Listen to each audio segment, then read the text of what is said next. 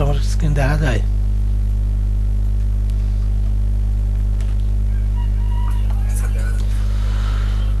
ওকে, Google webmaster tools ব্যবহার করার আগে আমি আপনাদেরকে একটা জিনিস বলে রাখবো, সেটা হচ্ছে ইম্পর্টেন্ট একটা জিনিস। আপনি গুগল ওয়েবমাস্টারে আপনার ওয়েবসাইটটা তখনই সাবমিট করবেন যখন আপনার ওয়েবসাইটটা ইউএসটিসিওতে 100% ওকে থাকবে। কেমন তারা বুঝাইতে পারছি? আর ইউএসটিসিওতে যদি 100% ওকে না থাকে, তাহলে আমি বলবো আপনার ওয়েবসাইটটা আগে ওকে করেন, তারপরে ওয়েবমাস্টারে সাবমিট করেন।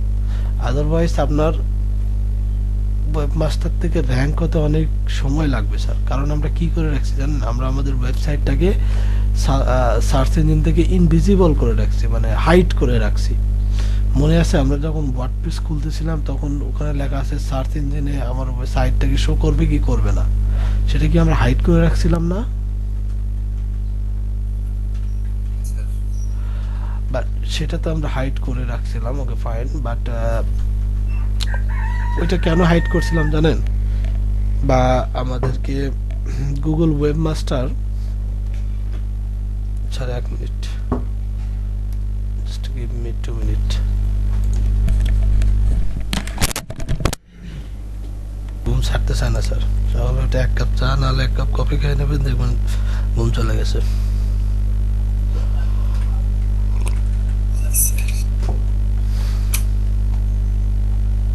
আচ্ছা চলেন আমরা ওয়েবমাস্টারে যাই। মেইনলি এটাকে আমি ওয়েবমাস্টার বলতেছি এই কারণে যে এর আগে নাম ছিল ওয়েবমাস্টার, ঠিক আছে? এখন নাম চেঞ্জ করে হয়ে গেছে গুগল সার্চ কনসোল। স্যার ক্লাসটা রেকর্ড করেছে। রেকর্ড হচ্ছে। তো ফার্স্ট অফ অল আমরা এখানে দেখেন ওয়েবমাস্টারের হোম পেজে আছি। হোম পেজ না, এটাকে বলে অ্যাবাউট পেজ, ঠিক আছে?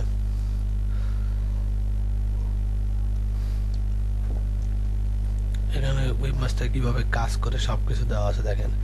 Improve your performance on Google search, Search Console tools and report help you ensure your site search traffic and performance, fix issue and make your site shine in Google search. এর মানে আপনার website Google search কনসোলে submit করার পরও যদি কোনো issue থেকে থাকে, ঠিক আছে, তাহলে সেটা আপনাকে এরা দেখাই দিবে এবং আপনাকে ওইভাবে ফিক্স করতে হবে। কেমন? যেমন সেখানে বলতেছে, সেকেন্ড একটা বলতেছে optimize your content with search analyze, see which query bring user to your site, analysis your site impression, click and position on search in Google search. এইটা একটা গুগলের সব থেকে পাওয়ারফুল এবং সব থেকে ইন্টারেস্টিং বিষয়, ঠিক আছে? সাপোজ ধরেন আপনি একটা দুইটা কন্টেন্ট লিখলেন, লেখার পর সেটা গুগলে সাবমিট করে দিলেন, কেমন?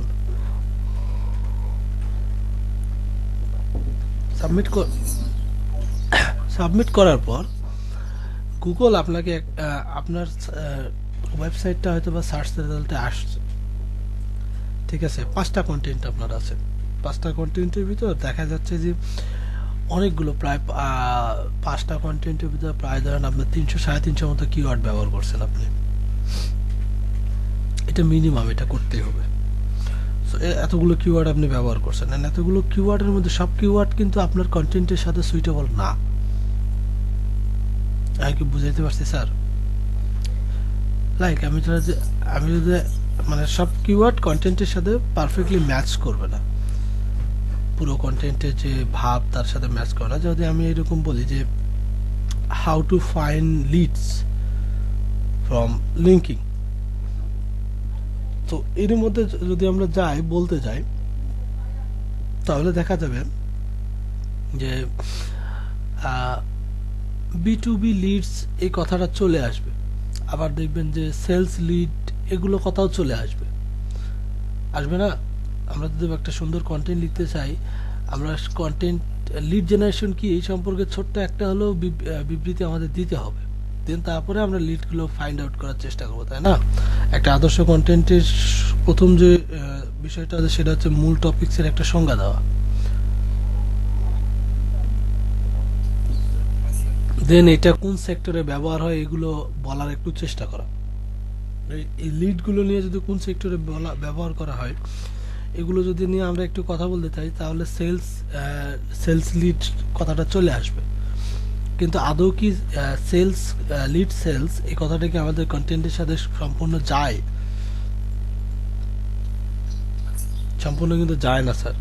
ঠিক আছে, এই যে বিষয়গুলো, এই বিষয়গুলোকে ধরেন আপনার ফিল্টার করা, এই যে বিষয়গুলো কোনটা আপনার কন্টেন্টের সাথে যায় কোনটা যায় না এগুলো ফিল্টার করে দেয় গুগল সার্চ কনসোল। ঠিক আছে, সো আপনি যখন 5টা কন্টেন্ট দিচ্ছেন, এই 5টা কন্টেন্টের ভিতরে কোন কিওয়ার্ডগুলো সার্চ করে আপনার রেজাল্ট আসতেছে এবং সেটা সেই রেজাল্টের উপর ক্লিক করে মানুষ ভিজিট করতেছে। ওকে, সো আপনি লিখছেন যে how to find lead generation, যেখানে আছে একটা সেলস লিড নামে একটা কিওয়ার্ড। আমি গুগলে গিয়ে সার্চ দিছি হাউ টু সেল, ধরেন আমি দিলাম যে how to sell a cup of coffee from leads, তাহলে লিড সেলের একটা বিষয় আসলো না, ফ্রম সেলস লিড, তাহলে এটার সাথে একটা বিষয় আসলে না। এখন আমি যদি এটা লিখে সার্চ দিই, এখন আপনার কন্টেন্টে আছে সেলস লিড নামে একটা কিওয়ার্ড আছে, এখন আপনার একটা র্যাঙ্কিংয়ে চলে আসছে আমার সার্চ রেজাল্টে, কিন্তু আপনার টাইটেলটা হচ্ছে যে আপনি কিভাবে লিড বের করতে হয় সেটা দেখাচ্ছে। আরেকজন দেখাচ্ছে যে যে আপনি কিভাবে একটা প্রোডাক্ট সেলস লিডের মাধ্যমে সেল করবেন, ইমেল মার্কেটিং এর মাধ্যমে বা সেলস টেলিমার্কেটিং এর মাধ্যমে। তখন ওই ভিজিটরসটা আপনার ওয়েবসাইটে ক্লিক না করে সে চলে যাবে ওই ব্যক্তি আপনার কম্পিটিটর যিনি আসেন ওই কম্পিটিটরের ওয়েবসাইটে। তখন গুগল আপনাকে বলবে this keyword is not for you.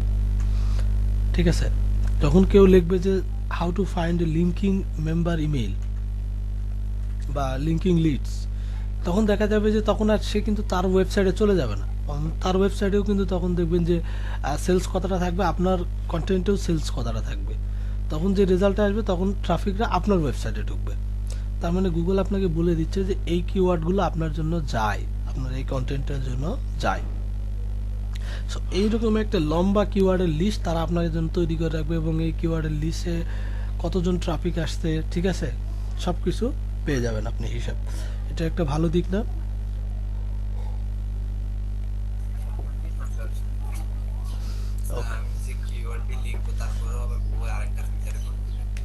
হ্যাঁ, আরেকটা ফিল্টার করে দেবে, কারণ আপনি যখন লিখবেন তখন তো আপনি জানেন না যে এই কিওয়ার্ডটা আপনার জন্য হবে কি হবে না। সো এখান থেকে গুগল যখন আপনাকে এটা করে দিবে তখন আপনাকে ওখানে লেখা থাকবে এই কিওয়ার্ডের লিস্টগুলো দেওয়া থাকবে। তখন আপনি কি করবেন, ওই কিওয়ার্ডের লিস্টগুলোর থেকে কয়েকটা মানে 20টা 30টা কিওয়ার্ড বের করে আপনি আপনার ক্লায়েন্টকে ডেমো হিসেবে দেখাইতে পারেন, দেখেন এই কিওয়ার্ডগুলো লিখে গুগলে সার্চ করেন আমি এখানে আসি। ওকে,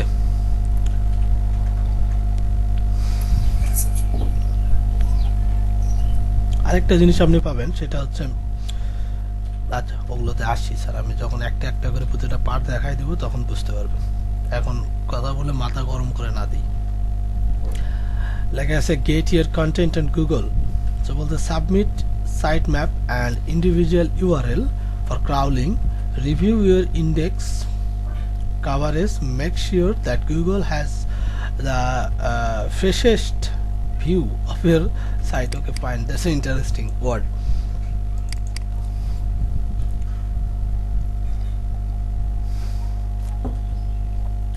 ওকে, তো গুগল বলতেছে যে তুমি তোমার ওয়েবসাইটের ইউআরএলটা আমাকে দাও, অথবা তোমার ওয়েবসাইটের যে সাইট ম্যাপ এটা আমার মাঝে সাবমিট করো, অথবা তুমি দুইটাই দাও।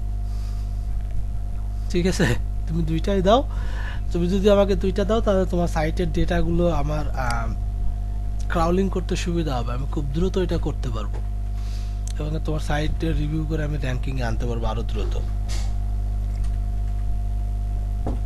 তো ওভারঅল দেখা যায় এটা সাবমিট করার পরও 1 মাসের মতো টাইম নেয় গুগলের র্যাঙ্কিং বা পজিশন দিতে। 15 একটা সাইট র্যাঙ্কিং করতে 15-16 দিন টাইম লাগে। ওভারঅল দেখা যায় যে স্যার আমরা যদি বলি 1.5 মাসের মতো টাইম লাগবে আপনার র্যাঙ্কিং হতে।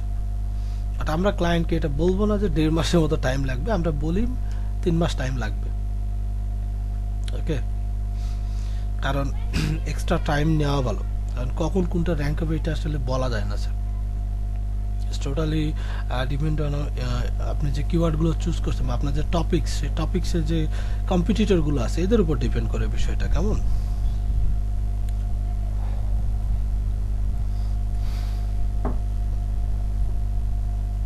আমি কি বুঝাইতে পারছি স্যার?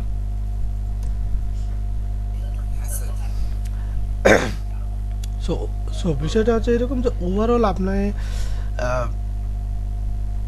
1.5 মাস সময় লাগলেও আমরা একটা টার্গেট এস্টিমেট টার্গেট রাখি যে 3 মাসের মধ্যে একটা ভালো রেজাল্ট পাওয়া যায়, মোটামুটি একটা হেলদি রেজাল্ট আমরা পেয়ে যাই।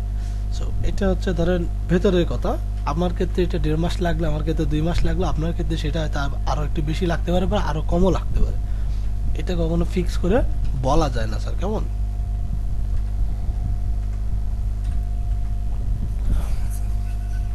আরেকটা বিষয় সেটা হচ্ছে আপনার ওয়েবসাইটে আপনি ধরেন 10 দিন কষ্ট করে একটা সুন্দর কন্টেন্ট লিখলেন, লিখে সেটা আপনার ওয়েবসাইটে সাবমিট করে দিয়ে আপনি হারাই গেলেন, আর কোনো খোঁজ খবর নেই 7-8 দিন। ঠিক আছে, 7-8 দিন পর আপনি দেখলেন যে আপনার কন্টেন্টটা কেউ চুরি করে নিয়েছে।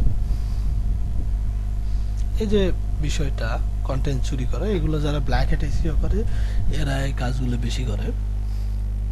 তারা ধরেন ওয়েবসাইটগুলোকে টার্গেটে রাখে, যে ওয়েবসাইটগুলো রেগুলার পোস্ট করে, ছোট ছোট ওয়েবসাইটগুলো। সো কেউ পোস্ট করার সঙ্গে সঙ্গে এরা এই পোস্টটাকে কপি করে নিয়ে তাদের ওয়েবসাইটে গিয়ে সাবমিট করে এবং সেটার সঙ্গে সঙ্গে গুগলের কাছে কপিরাইট পাওয়ার জন্য সাবমিট করে দেয় গুগল সার্চ কনসোলে, যেটাকে বলা হয় faith, Google faith search. Faith করে না। আমরা যারা জানি না এই বিষয়টা তারা কি করে কন্টেন্ট পোস্ট করে, আমরা তো জানি যে গুগল সার্চ কনসোলে আমাদের সব কিছু দেওয়াই আছে। ওকে, গুগল সার্চ কনসোলের কাছে আমাদের সাইট ম্যাপের অ্যাক্সেস তো দেওয়াই আছে। সাইট ম্যাপে ক্রাউল তো করবে, গুগলে একটু টাইম লাগে ক্রাউল করতে। আপনি যদি নিজে হাত দিয়ে করে দেন তাহলে হচ্ছে সেটা আলাদা বিষয়, এটা করা যায়। আপনি নিজে ইচ্ছা করে বা নিজে থেকে এটা সেট করে দিতে পারবেন ম্যানুয়ালি, পোস্ট করে লিঙ্কটা নিয়ে এসে গুগলে দিয়ে দিলেন, সার্চ কনসোলে দিয়ে দিলেন, আপনার কন্টেন্টটা রেজিস্টার হয়ে গেল। এটা কেউ কপি করলে তখন সে কপিরাইট ক্লেম খাবে। আর যদি এই জিনিসটা আপনি না করেন, গুগলে দেখা যায় যে 1 সপ্তাহ 2 সপ্তাহ টাইম লাগে, আর এর মধ্যেই দেখবেন কেউ আপনার কন্টেন্টটা মেরে দিছে, দিয়ে গুগলে নিয়ে যায় সার্চ করে নিজের কন্টেন্ট নামে চালাই দিছে, তখন আপনি কপিরাইট ক্লেম খেয়ে যাবেন। ঠিক আছে স্যার?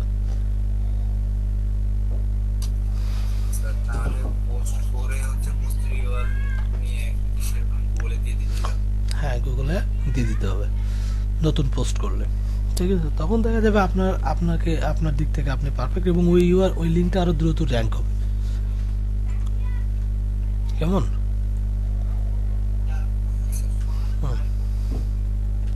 আচ্ছা স্যার, হ্যাঁ স্যার, বলেন স্যার।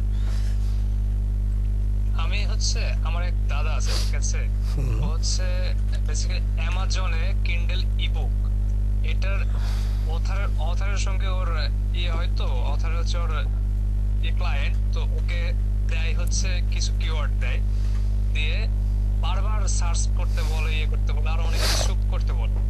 এতে করে র্যাঙ্কিং এর একটা ইয়েটা বাড়ে। তো আমরা যদি যে কন্টেন্টটা লিখবো, লিখে যে আমাদের কিওয়ার্ড গুলো আছে এগুলো দিয়ে যদি আমরা নিজে কয়েকজন বা আরো 10 জনকে 100 জনকে দিয়ে সার্চ দেওয়া নিই, তাহলে কি র্যাঙ্কিং এ একটা ইফেক্ট করতে পারে? ভালো বলছেন, খারাপ বলেন নাই, তবে বিষয়টা মাথায় রাখতে হবে আপনি কোন প্ল্যাটফর্মে কাজ করতেছেন।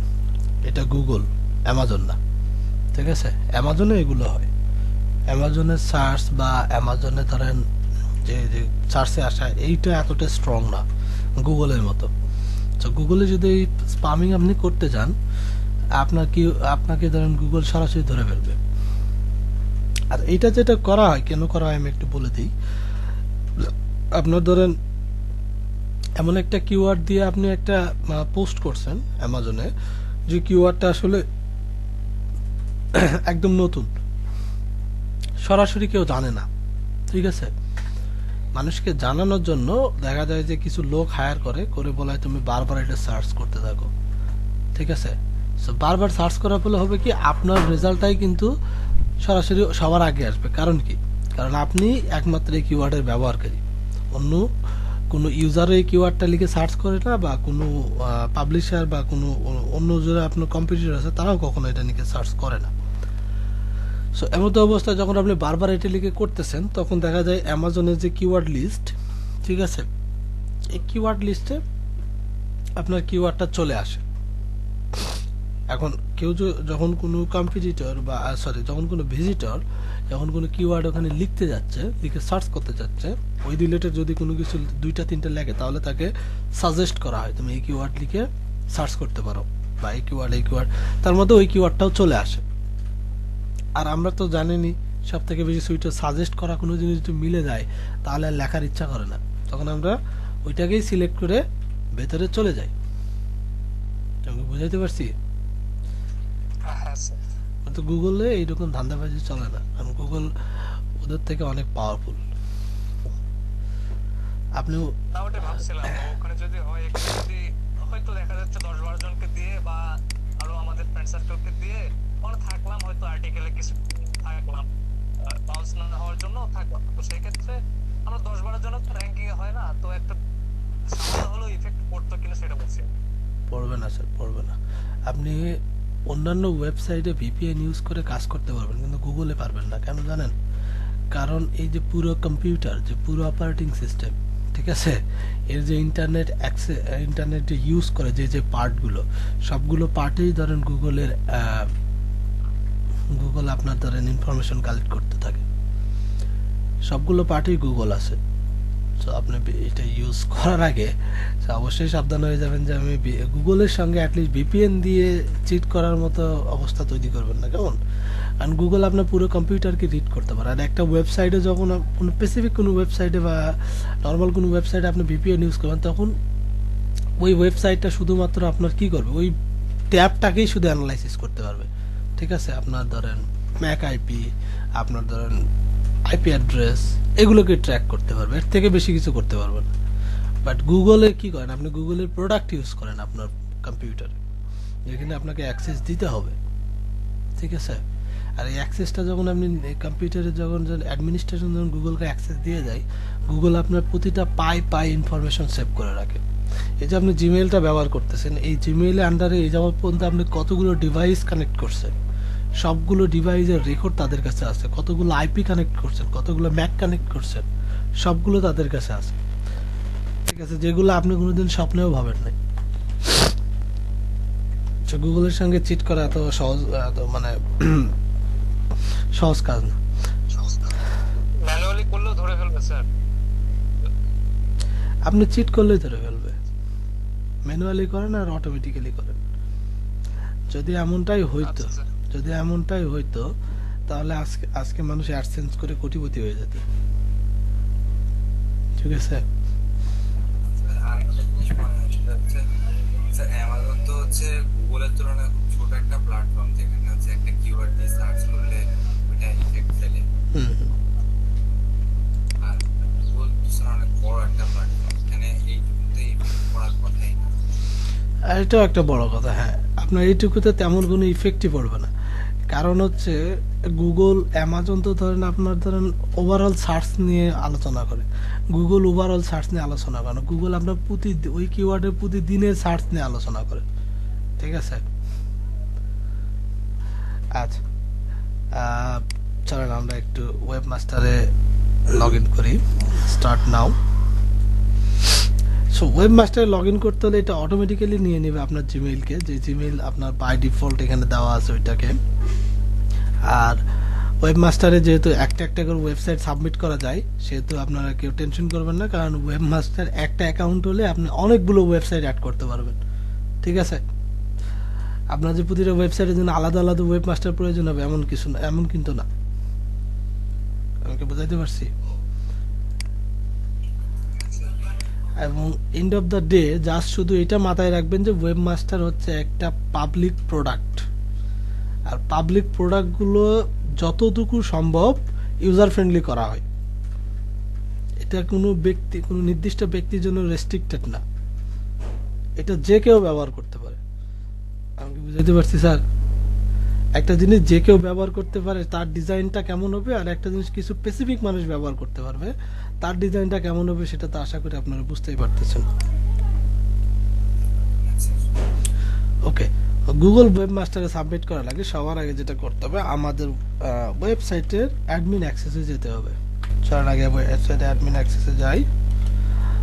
এটা হচ্ছে ডাব্লিউপি অ্যাডমিন।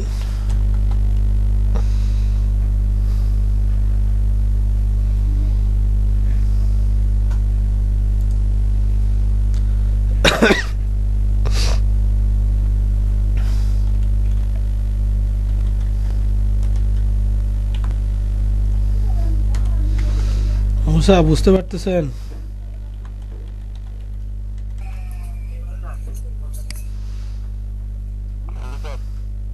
বুঝতে না পারলে জিজ্ঞেস করবেন স্যার, কেমন? ওকে, সো এখানে দেখেন কি লেখা আছে, welcome to Google search console. To start select your property type. এখানে দুই ধরনের জিনিস দেওয়া আছে স্যার, একটা আছে ইউআরএল প্রিফিক্স, আর একটা আছে কি ডোমেইন। ওকে, এখন এই দুইটা জায়গায় বলতেছে যে আপনি আপনার ওয়েবসাইটের ইউআরএল দেন। সো ফার্স্টে যেটা আছে সেটা আমরা একটু স্টাডি করি। দেখেন এখানে কি লেখা আছে, একটা মানে একটা গ্রাফ দেওয়া আছে, গ্রাফের প্রথমটা শুধু ব্লু মার্ক করা আছে, বাকিগুলো আর কিছু করা না। আর এখানে প্রথমটা ব্লু মার্ক করা নেই, বাকিটাকে নিচে যে তিনটা আছে তিনটার একটাকে ব্লু মার্ক করা আছে। আমরা একটু নিচে পড়ি এটা আসলে কি বোঝাচ্ছে। সো এটা বোঝাচ্ছে এরকম যে all URL access, all URL access, all subdomain access, প্রথম পয়েন্ট। সেকেন্ড পয়েন্টটা হচ্ছে all URL across HTTPS or HTTP। আচ্ছা, রিকিউরিজ DNS ভেরিফিকেশন, ঠিক আছে, মানে এইখানে যদি আমি এটাকে অ্যাক্সেস করতে চাই তাহলে আমার DNS ভেরিফাই করতে হবে। আর যদি আমি এইটাতে অ্যাক্সেস করতে চাই তাহলে কি বলতেছে, only URL under inter address, only URL under specified protocol, allow multiple verification process.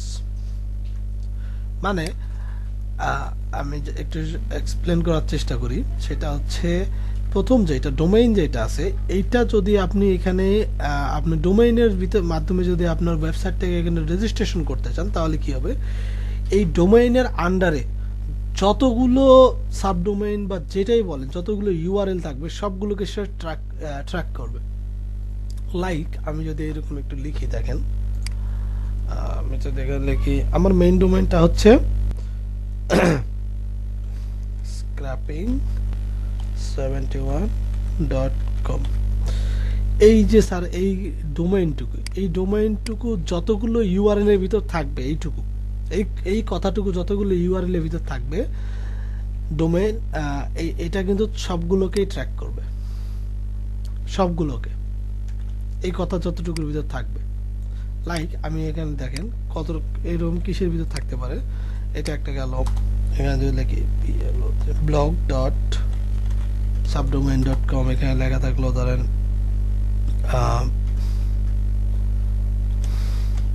download.subdomain, এই সবগুলো এইরকম সবগুলো বিষয়কে সে টার্গেট করবে। আমি কি বুঝাইতে পারছি? ইভেন আপনার ওয়েবসাইটে হয়তো বা আছে ধরেন আপনার HTTP প্রোটোকল যেগুলো আছে, এই প্রোটোকল এইটা থাক, কিংবা ধরেন আপনার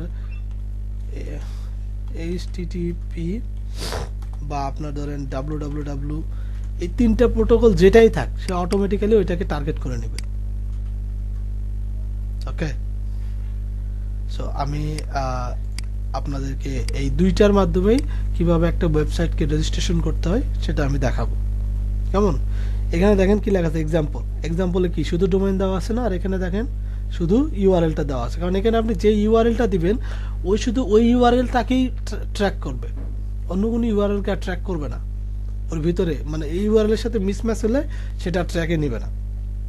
আর এখানে যেটা আছে এটাতে দিলে সে ওই ইউআরএল এর ভিতরে যেটাই থাক সেটাকে সে ট্র্যাক করে নেবে। কেমন দাদা?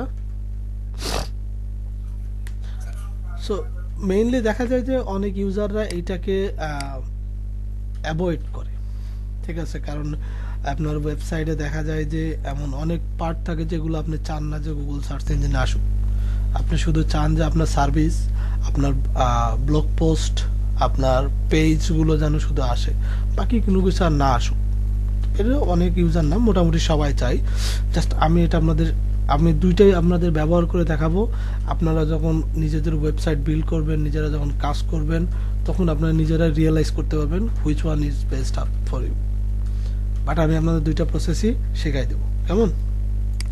চল, শুরুতে আমি এটাকে প্রেফার করি, কারণ আমার একটা ছোট্ট ওয়েবসাইট, আমি এত কিছু নিয়ে ঝামেলার মধ্যে যেতে যাচ্ছি না।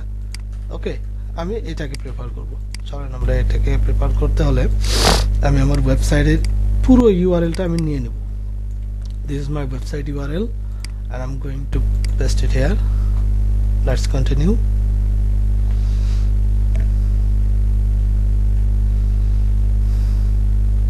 The verification process is run. এখানে দেখেন অনেকগুলো ভেরিফিকেশন প্রসেস আছে। একটা হচ্ছে HTML ফাইল, একটা হচ্ছে HTML ট্যাগ, একটা হচ্ছে Google's analyse, Google tag manager, domain name provider, ঠিক আছে। এতগুলোর মধ্যে সব থেকে যেটা সুইটেবল এবং আপনার ওয়েবসাইটের উপর খুব ইফেক্ট কম ফেলে সেটার মধ্যে হচ্ছে HTML ট্যাগ। সো আমরা এই ট্যাগটাকে ব্যবহার করে, এই যে ট্যাগটা দেখতে পাচ্ছেন, এই ট্যাগটাকে ব্যবহার করে আমাদের ওয়েবসাইটকে ভেরিফাই করে দিতে পারি গুগলের সঙ্গে। এই জন্য এখানে কি বলা আছে দেখেন, copy the meta tag below and paste it into your site home page. It should go into the header section. HTML এর হেডার সেকশন যেখানে আছে সেখানে গিয়ে এটাকে ইনপুট করতে হবে এবং অবশ্যই মাথায় রাখবেন এটার জন্য হোম পেজে হয়, ঠিক আছে। তো চলেন, and then click to verify. এখানে ভেরিফাই ক্লিক করলে ভেরিফাই হয়ে যাবে। তো আমরা পুরো কোডটাকে কপিতে ক্লিক করে কপি করে নিলাম। এখন আমরা অ্যাডমিন অ্যাক্সেস থেকে অ্যাপাচারে যাব। অ্যাপাচার থেকে দেখেন এখানে লেখা আছে থিম এডিটর। থিম এডিটরে ক্লিক করব। খুবই সিম্পল কাজ, টেনশন করার কোনো কিছু নয়। এখানে লিখবো আই আন্ডারস্ট্যান্ড। এখানে গিয়ে আমি একটু খুঁজবো header.php নামে অপশন, কারণ header.php কিসে আছে স্যার? এটা আছে আপনার ধরেন হোম পেজে। So let me find header.php কই গেল? ভার্সন wp থিম ফুটার, এটা থিম হেডার, এটাও না।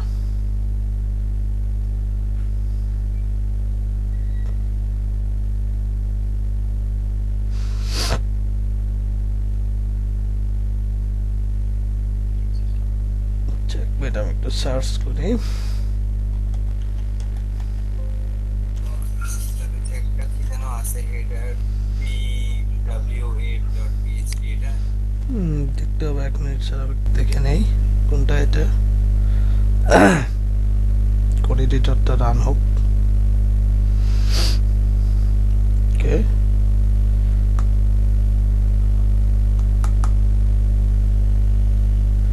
হ্যাঁ হ্যাঁ, এটাই থিম হেডারটা কি একটু দেখি। এই যে এইটা স্যার, নিচেরটা থিম হেডার লেখা আছে না, এই দেখেন নিচে লেখা আছে।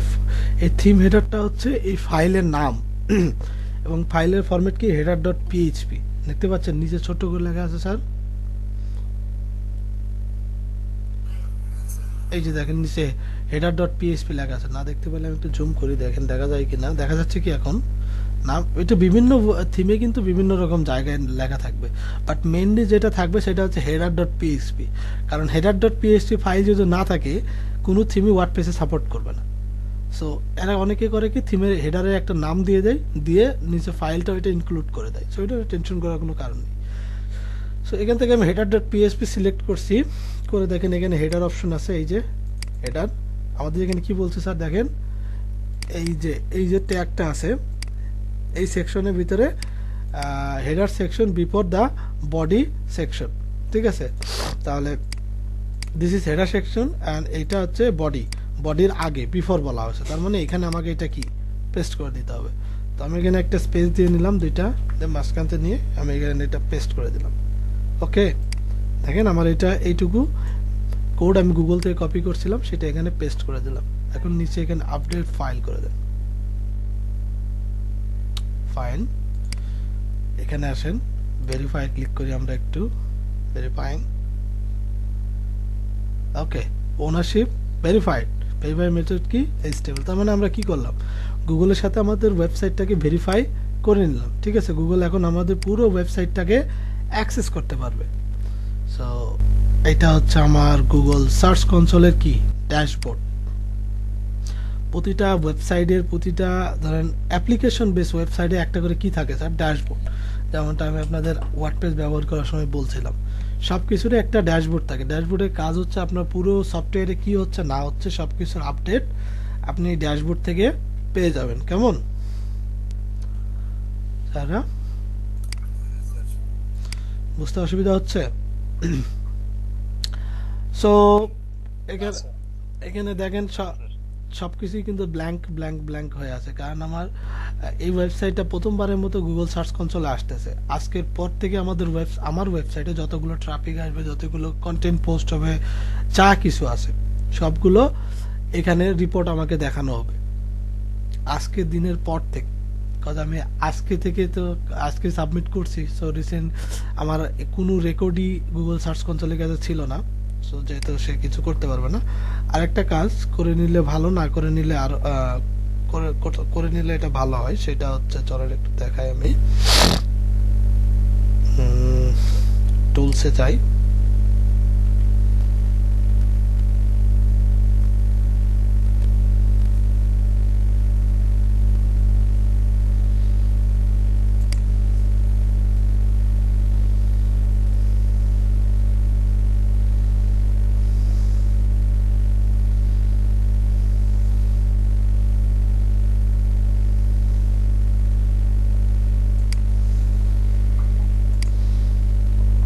সেটা ইউএসএসইউ ফ্যাসিলিটি আমি যেটা খুঁজতেছিলাম। আমাকে একটু সময় দেবেন, আমি একটু খুঁজে নেই।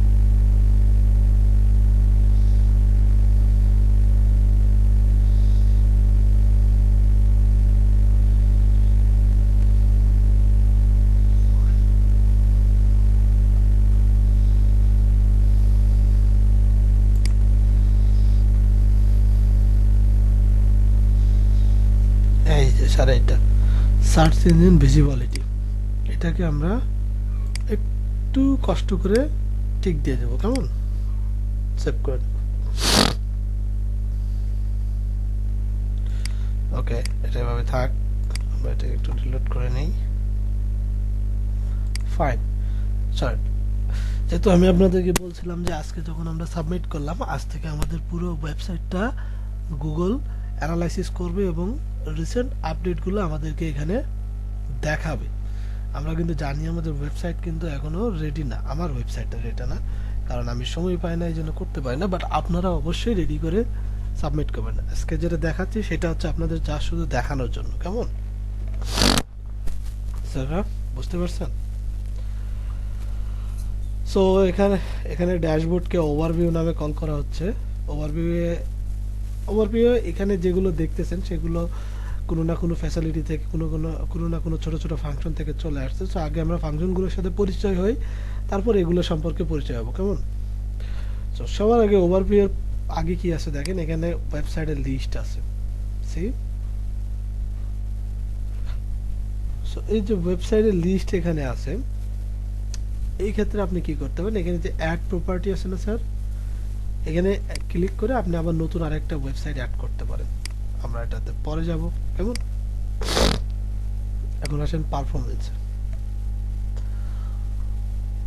পারফরমেন্স বলতে এখানে আসলে কিছু দেখাচ্ছে না, বাট দেখালে একটু ভালো হইতো স্যার, আপনাদের বুঝাইতে খুব সুবিধা হইতো, কেমন? No problem. দেখেন এগুলো একদম হাইট হয়ে আছে, কারণ আমাদের কোনো পারফরমেন্সই নাই, হাইট তো হবেই। সো এই যে পার্টটা দেখছে সার্চ টাইপ ওয়েব, ওয়েব আছে না, সার্চ টাইপ দেখতে পাচ্ছেন কি?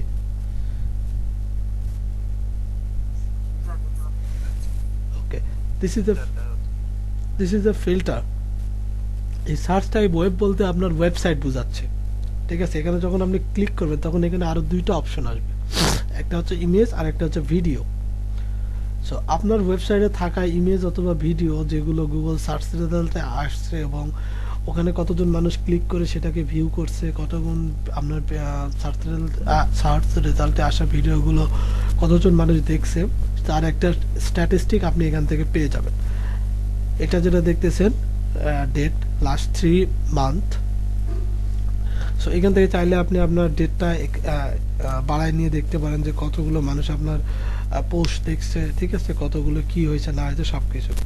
এখানে আপনি একটা গ্রাফ পাবেন, আর এখানে যেটা পাবেন সেটা হচ্ছে কোয়েরি, একটা মানে স্ট্যাটিস্টিক পাবেন, সেটা হচ্ছে query, page, content, device, search people. মানে এখান থেকে আপনি কোয়েরি যেটা বলতে সেটা আপনার বোঝায় যে সার্চ মানুষ যে দিচ্ছে কিওয়ার্ডগুলো, সেই কিওয়ার্ডগুলো আপনি এখানে পেয়ে যাবেন।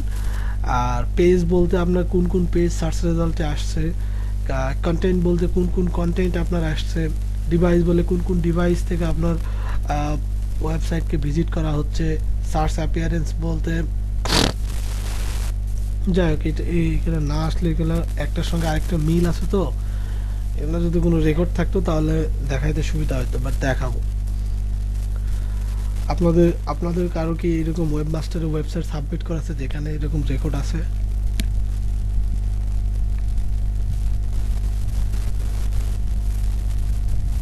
নাই না? আচ্ছা, সমস্যা নেই,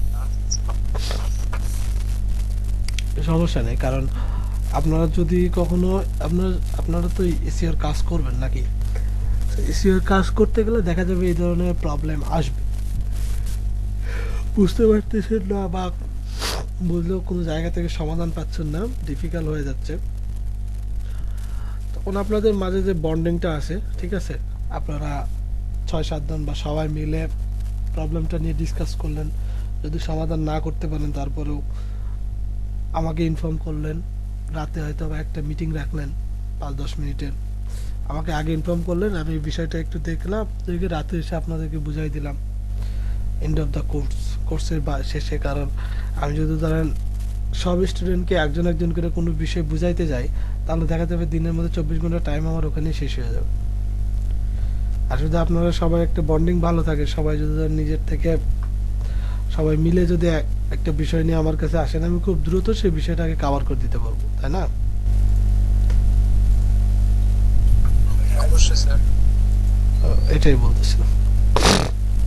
আচ্ছা, পারফরমেন্স যখন আসবে তখন এই জিনিসগুলো আপনারা দেখতে পারবেন, এটা এতটা ইম্পর্টেন্ট না, জাস্ট আপনার নিজের জানার জন্য এগুলো দেওয়া হয়, ঠিক আছে? আপনি এগুলো দেখে সিদ্ধান্ত নিতে পারবেন আপনার ওয়েবসাইটকে কোন দিকে নিতে হবে। এখানে আছে দেখেন ইউআরএল ইন্সপেকশন, এখানে আপনার ইউআরএলটা দিয়ে আপনার ইউআরএলের আমি দিয়ে দেখি, সরি,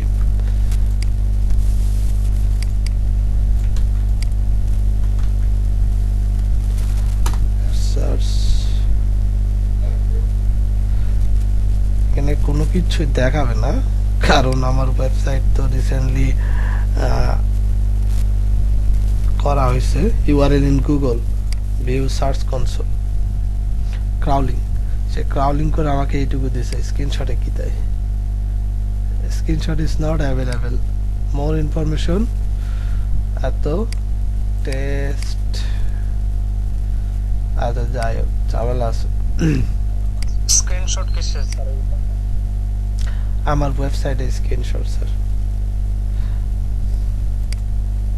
আচ্ছা, এখানে মানে সে খুব ভালো ডেটা খুঁজে পায় নাই, ঠিক আছে। দেখেন সে খুব ভালো, কারণ আমার ওয়েবসাইটে খুব ভালো কন্টেন্টই নেই।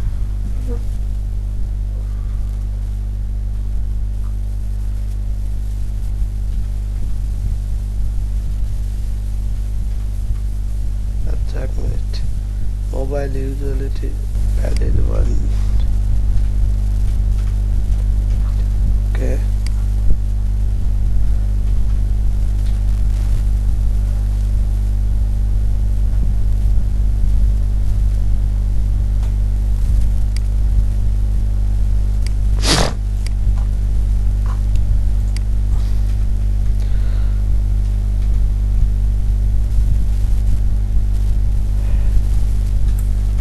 স্যার আচ্ছা, হ্যাঁ স্যার বলেন। স্যার আমি স্যার আজকে একটু মিউটে থাকি স্যার, আমি একটু অসুস্থ তো, একটু শরীর খারাপ লাগতেছে, ওকে ওকে, থাকতে পারতেছি না আসলে। ঠিক আছে ঠিক আছে। আচ্ছা, এই ইউআরএল ইন্সপেকশনের মেইনলি যেটা কাজ, সেটা হচ্ছে আপনার ধরেন যে ইউআরএল ইন্সপেকশন বলতে আপনার ওয়েবসাইট না, আপনার যে একটা পোস্ট করলেন সেই পোস্টের ইউআরএলটা দিয়ে আপনি যখন এখানে পেস্ট করে চেকে দিবেন, তখন দেখাবে এই ইউআরএল বা এই পোস্টটা আপনার গুগলে কত নম্বর পেজে আছে, মোবাইলে কত নম্বরে আছে, ঠিক আছে। আরও কয়েকটা ইস্যু এখানে দেখাবে। এখানে কিছু নাই তো, এই জন্য এরকম দেখাচ্ছে আমাকে। যাই, বুঝতে পারছেন তো না স্যার? ইউআরএল ইন্সপেকশন আসলে কি নিয়ে কাজ করে?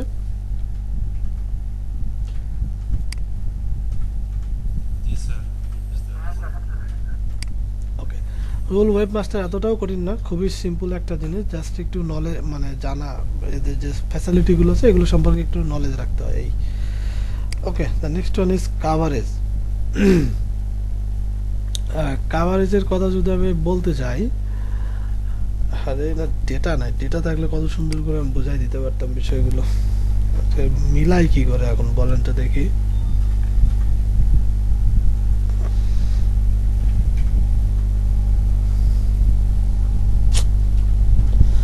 বাদ দেন কাভারেজ, কাভারেজ ডেটা না থাকলে বোঝান যাবে না।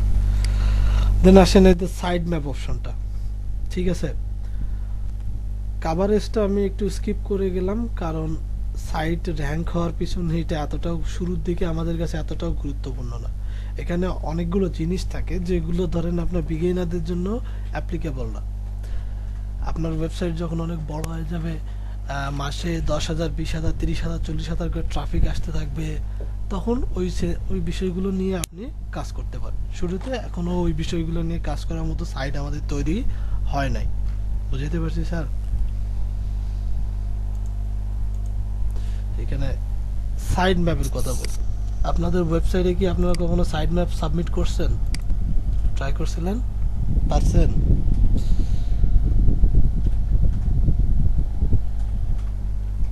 না স্যার, অ্যাপ্লাই আমি করি নাই আর কি, সাইড ম্যাপ আছে স্যার, এই সাইডে কাজ করছিলাম। সাইড ম্যাপ থাকতে হবে। তো সাইড ম্যাপের জন্য মেইনলি যেটা করতে হয়, আমাদের ওয়েবসাইটে একটা পেজ তৈরি করে নিতে হয়, এবং সেই পেজের ভিতরে আমাদের সাইট ম্যাপটা কি করতে হয়, রাখতে হয়, ঠিক আছে। এবং ওই ইউআরএলটা এখানে যখন আমরা দিয়ে দিব, তখন দেখবেন সাইট ম্যাপটা অটোমেটিক সে নিয়ে নিবে, ঠিক আছে। প্রতিটা ওয়েবসাইটের ভিতর গেলে দেখবেন সাইট ম্যাপ আছে, ওই সাইট ম্যাপটা গুগল সার্চ কনসোলে সাবমিট করা আছে। আমরা যারা ওয়ার্ডপ্রেস ব্যবহার করি, তারা সাইড ম্যাপটা কীভাবে তৈরি করবে দেখেন। আমাদের কাছে তো ইউএসটিসিও আছেই, এখান থেকে জেনারেলে চলে যাব, ঠিক আছে।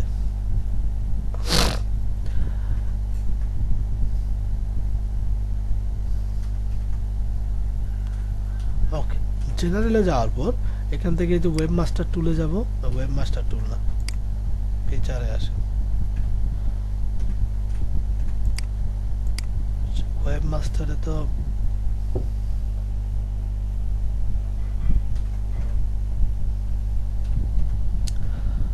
গুগল ভেরিফিকেশন, বুঝলাম, এক মিনিট। সার্চ অ্যাপিয়ারেন্সে গিয়ে এই টক্সোনমিটাকে এখানে আমরা ক্যাটাগরিটাকে নো করে দিব, শো এসইও সেটিং নো করে দেবো, ট্যাগ ট্যাগ থাক, ফরম্যাটে গিয়ে এটাকে ডিসেবল করে দেবো। কারণ এগুলো থাকলে আমাদের আমাদের যে সার্চ ইঞ্জিনে এই জিনিসগুলো চলে যাবে। আমি চাই না যে আমার ক্যাটাগরি এই জিনিসগুলো সার্চ ইঞ্জিনে চলে যাক, তখন একটা ঝামেলা ঝামেলা বেঁচে যাবে। ঝামেলা বলতে ধরেন আপনার তখন ডুপ্লিকেট ইস্যু চলে আসবে গুগলের কাছে, এবং সেগুলো বারবার মার্কিং করে দেখাবে আপনার সাইটে এগুলো ডুপ্লিকেট করা আছে, এই করা আছে, সেই করা আছে, ঝামেলা হয়ে যাবে তখন আপনাদের জন্য। তো শুরু থেকে এগুলোকে নো করে রাখেন, সমস্যা নেই। আরে সাইড ম্যাপটা কই গেল?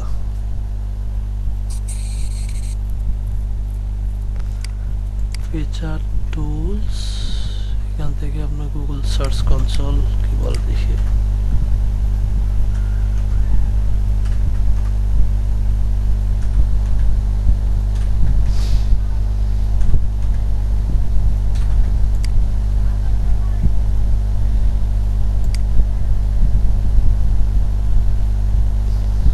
Already verified.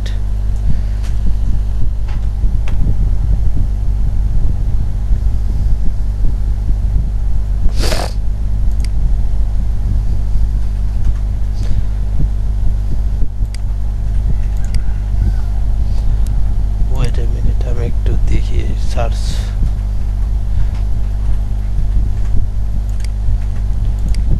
আরে এখানে তো ছিল সাইড ম্যাপ ইস্যুটা, একটু সার্চ করি।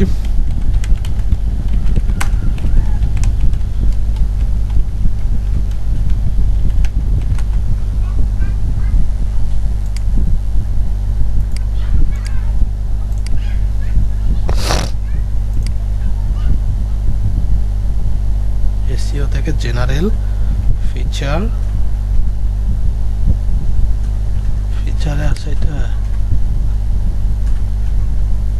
জেনারেলে যাই, ফিচার, ফিচার থেকে এটা এই হয়তো বলে যেটা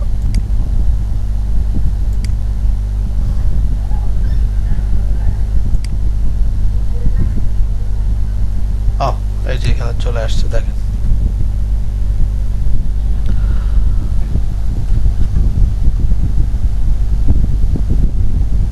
এটা হচ্ছে আমার সাইডের সাইড ম্যাপ, ঠিক আছে। বাট আমি চাচ্ছিলাম এখান থেকে কিছু কিছু জিনিস না থাক, ঠিক আছে। যেমন ধরেন ড্যাশবোর্ডে যাই, সার্চ অ্যাপিয়ারেন্সে যাই একটু, সো আমি চাচ্ছিলাম ক্যাটাগরিটা না থাক, ঠিক আছে, প্রপার্টিটা ডিসেবল থাক, ক্যাটাগরি ইউআরএল এটাও রিমুভ, এগুলো যেন সার্চ ইঞ্জিনে না আসে।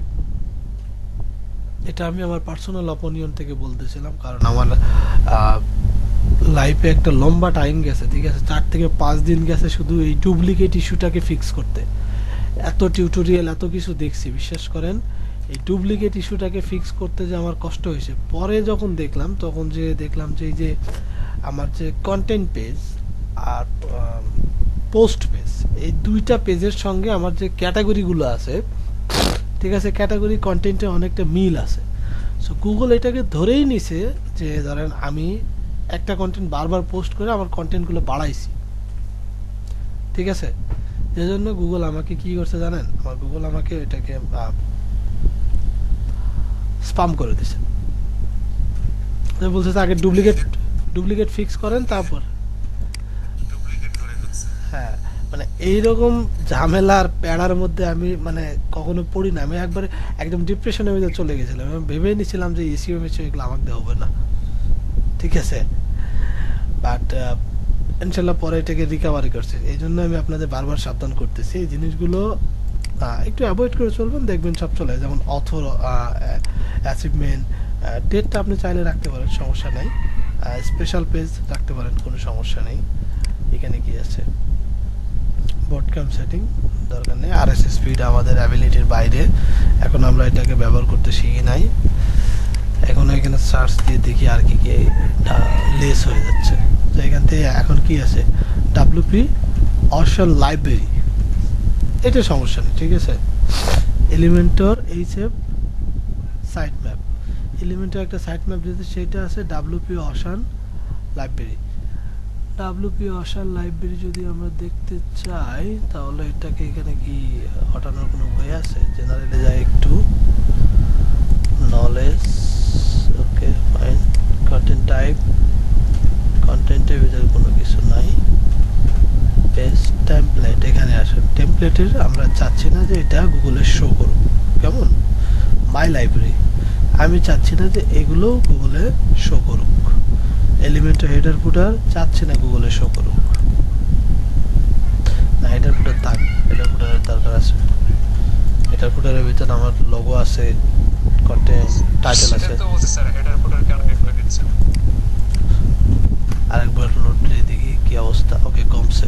এখন Elementor HF header and footer, so এটা আমি রাখছি, এই জন্য এটা থাকছে এখানে, ঠিক আছে স্যার। তাহলে আমাদের কি কি থাকলো দেখেন, পোস্ট বেস থাকলো, পোস্টের সাইট ম্যাপগুলো থাকলো, আরেকটা থাকলো কি পেজের সাইট ম্যাপ, আরেকটা থাকলো কি এলিমেন্টর এইচএফ সাইট ম্যাপ। ওকে, বিষয়টা কি ক্লিয়ার স্যার? জি স্যার। তাহলে আমরা এই তিনটা, যাতে আমাদের ডুপ্লিকেট ইস্যুটা ফেস করতে না হয়, এখন সিম্পলি এখান থেকে এইটুকু জাস্ট শুধু কপি করে নিব, কারণ আগেরটা আমাদের এখানে কি আছে দেওয়া আছে স্যার। সেখানে পেস্ট করে দিলাম, সাবমিট করে দিলাম, submitting. Okay, Google site map submitted successfully, Google will, এটা একটু টাইম নেবে, কেমন? হ্যাঁ, টাইম নেয় না, এখন আরও দ্রুত হয়ে গেছে স্যার। দেওয়ার সঙ্গে সঙ্গে দেখেন সাকসেস লেখা উঠছে। দ্রুত হওয়ার পিছনে আরেকটা কারণ আছে, কারণ আমার সাইড ম্যাপ তো ছোট, এত বড় না যে এটা ভেরিফাই করতে একটু টাইম নেবে। সো আমরা সাকসেসফুলি কী করছি স্যার, আমার সাইড ম্যাপটা আমি সাবমিট করে ফেলছি। ওভারভিউ আসলে এখনও ইনস্ট্যান্ট কোনো রিপোর্ট পাওয়া যাবে না, আরও একটু টাইম লাগবে। সো সাইড ম্যাপটা এরকম থাক, সমস্যা নেই। রিমুভাল বলতে যেটা বোঝায় সেটা হচ্ছে, আপনি আপনার ওয়েবসাইটের সাইড ম্যাপে তো আমরা পোস্টে সাবমিট করে দিচ্ছি, তাই না, যতগুলো পোস্ট আছে, বাট আপনি কোনো একটা পোস্ট চাচ্ছেন যে এটা গুগলে যেন শো না করে, সেক্ষেত্রে আপনি রিমুভাল ফ্যাসিলিটিটা ব্যবহার করতে পারেন খুব সুন্দর করে। যেমন এখানে নিউ রিকোয়েস্ট একটা ক্লিক করলেন, এখানে আপনার ওই পোস্টের ইউআরএলটা দিয়ে দিবেন, ওই ইউআরএলটা আর গুগলে কখনোই শো করবে না। এখানে যে রিমুভ দিস ইউআরএল ক্লিক করবে, লিখে দিবেন, দিয়ে এখানে নেক্সট করে দিবেন, ওই ইউআরএল কোনোদিনই গুগলে শো করবে না। বা এখানে দেখেন, এই যে আপনি যদি চান আউটডেটেড, যদি কোনো মানে আপনি একটা পোস্ট করছেন 2009 সালে, এখন পর্যন্ত সেটা আছে, আপনি এটাকে আউটডেট করে দিলেন, কারণ আপনার যে ডেটাগুলো আপনার পোস্টে শেয়ার করছিলেন, এগুলো ধরেন আপনার 2020 সালে এসে এই ডেটাগুলো আর প্রপারলি কাজ করতেছে না, আপনার যে কথাগুলো বলছিলেন এগুলো আর বর্তমানের সঙ্গে কোনো মিল নাই। সো এই পোস্ট আর্টিকেলটা পড়ে আপনার ধরেন আপনার যারা অডিয়েন্স আছে এদের মধ্যে একটা ব্যাড ইমপ্যাক্ট তৈরি হতে পারে, বাট আপনি চাচ্ছেন যে আপনার আর্টিকেলগুলো থাক ওয়েবসাইটে, কিন্তু গুগলে যেন শো না করে, এই জন্য যে আউটডেটেড আছে এগুলোকে এখানে লিস্টেড করা হবে। আপনি চাইলে এগুলোকে সার্চ ইঞ্জিন থেকে বন্ধ করে রাখতে পারেন সিম্পলি, ঠিক আছে। সেফ সার্চ ফিল্টার বলতে এখানে আপনার আর্টিকেলগুলোকে একটা সেফ এই ফিল্টারের মধ্যে রাখতে পারেন, যখন কেউ সেফ সার্চ করবে তখন সার্চ রেজাল্টে আপনার এটা যেন চলে যায়। সেফ সার্চটা কি, এটা নিয়ে গুগলে একটু সার্চ করবেন, তাহলে দেখবেন বুঝতে পারবেন। গুগল সেফ সার্চ লিখে সার্চ করবেন, তাহলে অনেক ইনফরমেশন পেয়ে যাবেন। ওইটা বলতে টাইম লাগবে, এই জন্য আপাতত স্কিপ করে গেলাম। খুবই সহজ বিষয়, একটু গুগল সার্চ করলে পেয়ে যাবেন, কেমন। নেক্সট যেটা আছে দেখেন, সেটা হচ্ছে কোর ওয়েব ভাইটালস। এখানেও আসলে বলার কিছু নাই স্যার, যদি ইনফরমেশন না থাকে তারপরে বলে দিচ্ছি। এর কাজ হচ্ছে আপনার ওয়েবসাইটের প্রতিটা পেজের স্পিড, প্রতিটা পেজের এসইও স্কোর, এরকম একটা ইনফরমেশন তারা এখানে প্রোভাইড করবে, ঠিক আছে। সো এটা দেখে আপনাকে পরবর্তী ডিসিশন নিতে হবে আপনার ওয়েবসাইটে কোন জায়গাগুলোকে ফিক্স করতে হবে। আসেন সিকিউরিটি এবং ম্যানুয়াল। যদি স্যার ইমেজের জন্য যদি লোডিং নেয় বা স্পিড কমে যায় সেটাও এখানে দেখা যায়। জি, ওখানে দেখাবে যে এই পেজে ইস্যু আছে। পেজটাতে ক্লিক করে আপনাকে ওখানে দেখবেন যে স্পিড টেস্ট করার জন্য একটা অপশন দেওয়া হবে। ওখানে ক্লিক করলে আপনাকে গুগল স্পিড টেস্টে নিয়ে যাবে। নিয়ে ওখানে গুগল স্পিড টেস্টটা কমপ্লিট হয়ে গেলে ওখানে আপনি একটা ড্রপ ডাউন অপশন পাবেন। ওখানে ক্লিক করলে আপনার কোথায় কোথায় ইস্যু সেটা দেখাই দিবে। সিকিউরিটি অ্যান্ড ম্যানুয়াল অ্যাকশন বলতে গুগলের যে বিষয়গুলো আছে, মোস্ট ইম্পর্টেন্ট পার্ট এটা। গুগল থেকে যে পেনাল্টি খাই আমরা, ঠিক আছে, এই পেনাল্টি খাওয়ার পিছনে কি কারণ আছে, বা আপনাকে গুগল রিজেক্ট করতেছে কিনা, বা ওভারঅল যতগুলো ইস্যু আছে সবগুলো ইস্যু আপনাকে এখানে দেখানো হবে। আপনি কারো কন্টেন্ট কপি করছেন কিনা, এই জন্য গুগল আপনাকে থ্রেড দিছে কিনা, সবগুলো এর মধ্যে আপনি পেয়ে যাবেন ম্যানুয়াল অ্যাকশনের ভিতর, কেমন। এবং এখানে আপনাকে নোটিফাই করে জানিয়ে দেওয়া হবে। সো যখনই আমি চাইবো যে আপনাদের ওয়েবসাইটটা যখন এসইও করবেন তখন মোটামুটি দিনে একটা ম্যাক্সিমাম টাইম আপনি গুগলে ওয়েবমাস্টারে অ্যাক্টিভ থাকার চেষ্টা করবেন, ঠিক আছে। যখনই আপনি কোনো অ্যাকশন পাবেন সেই অ্যাকশনটা সঙ্গে সঙ্গে সলভ করে ফেলবেন, কেমন। সিকিউরিটি ইস্যু বলতে আপনার ওয়েবসাইটে কোনো ম্যালওয়্যার বা কোনো অ্যান্টিভাইরাস আছে কিনা, বা কেউ আপনার ওয়েবসাইটে ঢুকে কোনো কিছু চেঞ্জ করতেছে কিনা, এই সম্বন্ধে একটা ধরনের রেকর্ড পাবেন এখানে, ঠিক আছে। তাই না? স্যার ক্লাস ভিডিও হচ্ছে না স্যার? জি স্যার, ভিডিও হচ্ছে, সমস্যা নেই। ভিডিও স্যার আপলোড স্যার দেন নাই স্যার। দিয়েছি তো স্যার ভিডিওগুলো আপলোড। এসিওর ভিডিও মনে হয় দেওয়া হয় নাই, সময় পাই না, সময়। না স্যার দেন নাই স্যার, আমি এসির ভিডিও পাইনি স্যার। আমাদের ব্যাচে ছিলাম, কালকে থেকে বুঝতাম না, আপনাকে নক করলাম। আমি একটু ব্যস্ত ছিলাম স্যার, এই জন্য দিতে পারি না। আজকে দিয়ে দেবো ইনশাল্লাহ। স্যার আজকে অবশ্যই দিবেন স্যার, আমার এমনিতে আজকে ক্লাসটা এরকম ভাবে জয়েন আছে থাকবো। ওকে ওকে স্যার, ক্লাস শেষ হওয়ার আগে আমি আপলোড করে দেবো, কেমন। ওকে, এখানে দেখেন স্যার, লাগেজি টুলস অ্যান্ড রিপোর্ট, ঠিক আছে। এখানে যতগুলো জিনিস আছে এর মধ্যে সব থেকে ইম্পর্টেন্ট দুইটা বিষয়, সেটা হচ্ছে ইন্টারন্যাশনাল, সরি এটা চলে যায় কেন, ওকে, ইন্টারন্যাশনাল টার্গেটিং। অর্থাৎ আপনার যে ওয়েবসাইটটা আছে এই ওয়েবসাইটটা কোন দেশের মানুষকে টার্গেট করে আপনি করবেন, বা কোন ল্যাঙ্গুয়েজের মানুষকে টার্গেট করে আপনি করবেন, সেটা এখান থেকে আপনি গুগলকে বলে দিতে পারেন। যেমন আমি যদি এখানে ল্যাঙ্গুয়েজ অপশন আছে, আমি এখান থেকে কান্ট্রিতে গিয়ে দেখেন এখানে কান্ট্রি আছে, আপনি চাইলে এটা দিতে পারেন। যদি না দেন তাহলে এটা সারা পৃথিবীর কাছে চলে যাবে, শো করবে। আর যদি এখানে স্পেসিফাই করে দেন, টিক মার্ক দিয়ে এখানে যদি দেশ সিলেক্ট করে দেন, সবগুলো দেশ আছে, তাহলে শুধু ওই দেশের মানুষগুলোর কাছে এগুলো বেশি যাবে। এর মানে এই না যে অন্য দেশের মানুষ কাছে যাবে না, অন্য দেশের মানুষের কাছেও যাবে, কিন্তু সব থেকে বেশি যাবে কাদের কাছে জানেন, আপনি যে দেশটাকে এখানে সিলেক্ট করুন বা যে ল্যাঙ্গুয়েজটাকে এখানে আপনি সিলেক্ট করবেন। ওকে, আমি কি বুঝাইতে পারছি স্যার? স্যার সিস্টেমটা সুন্দর না? সাধারণ সাধারণ যারা তারা কি করে স্যার, ওয়েট করে রাখে? না, এটা আমি আসলে স্পেসিফাই করে বলতে পারবো না, কারণ অনেকের টার্গেটটা অনেক রকম থাকে, ঠিক আছে। যদি আমি বলি যে আমরা যেমন আমাদের গুগল সার্চ রেজাল্টে কি জার্মানির কোনো ল্যাঙ্গুয়েজের কোনো ওয়েবসাইট কি আসে? আমরা নর্মাল সার্চে আসে না। যদি আমরা ওদেরকে টার্গেট করি তাহলে আসে, ঠিক আছে, তাছাড়া কিন্তু আসে না। যদি আপনি ধরেন কোনো ওয়েবসাইটকে, জার্মানির কোনো ওয়েবসাইটটা সাইটের নামটা যখন আপনি লিখে ওখানে লিখে দেবেন জার্মানি, তখন দেখবেন জার্মানির ওয়েবসাইটটা আপনার সার্চ রেজাল্টে আসতেছে। বাট নর্মালি ওই সাইটের কোনো কিওয়ার্ড লিখে আপনি সার্চ দেন, দেখবেন আসবে না, ঠিক আছে। বিষয়টা হচ্ছে এইরকম। আচ্ছা, ক্রাউলিং স্ট্যাটাস, এটা একটা ইন্টারেস্টিং জিনিস, বাট নট, এখনো 90 দিন ওয়েট করেন। ক্রাউলিং স্ট্যাটাস বলতে তারা আপনাদের ওয়েবসাইটকে ক্রাউল করবে এবং বিভিন্ন ইনফরমেশন আপনাকে দিবে।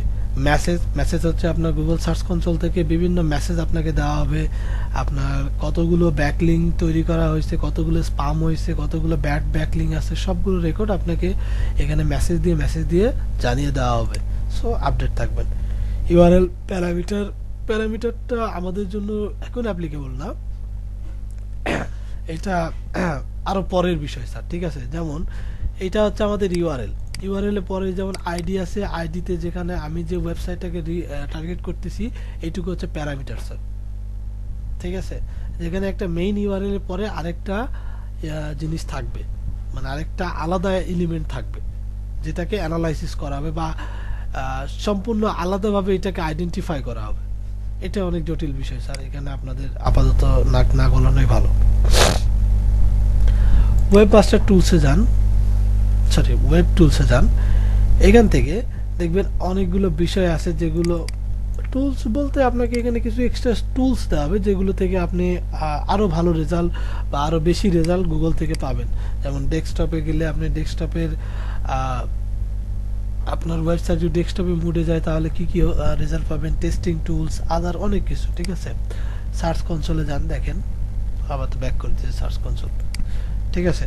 এগুলো আপনারা বাসায় একটু প্র্যাকটিস করবেন, কারণ আমি যতটুকু সম্ভব ওভারঅল একটা হিস্ট্রি আপনাদের জানাই দিয়ে যাচ্ছি। বাসায় যখন আপনারা একজন একজন করে প্র্যাকটিস করবেন তখন দেখা যাবে অনেকগুলো বিষয় আপনারা একসঙ্গে করতে পারছেন, যেগুলো আপনাদের জানা নেই বা জানতে চাচ্ছেন বা আমি ক্লাসে বলতে পারি না, কারণ আমার একার পক্ষে এতগুলো জিনিস একসঙ্গে বলা একদম পসিবল না।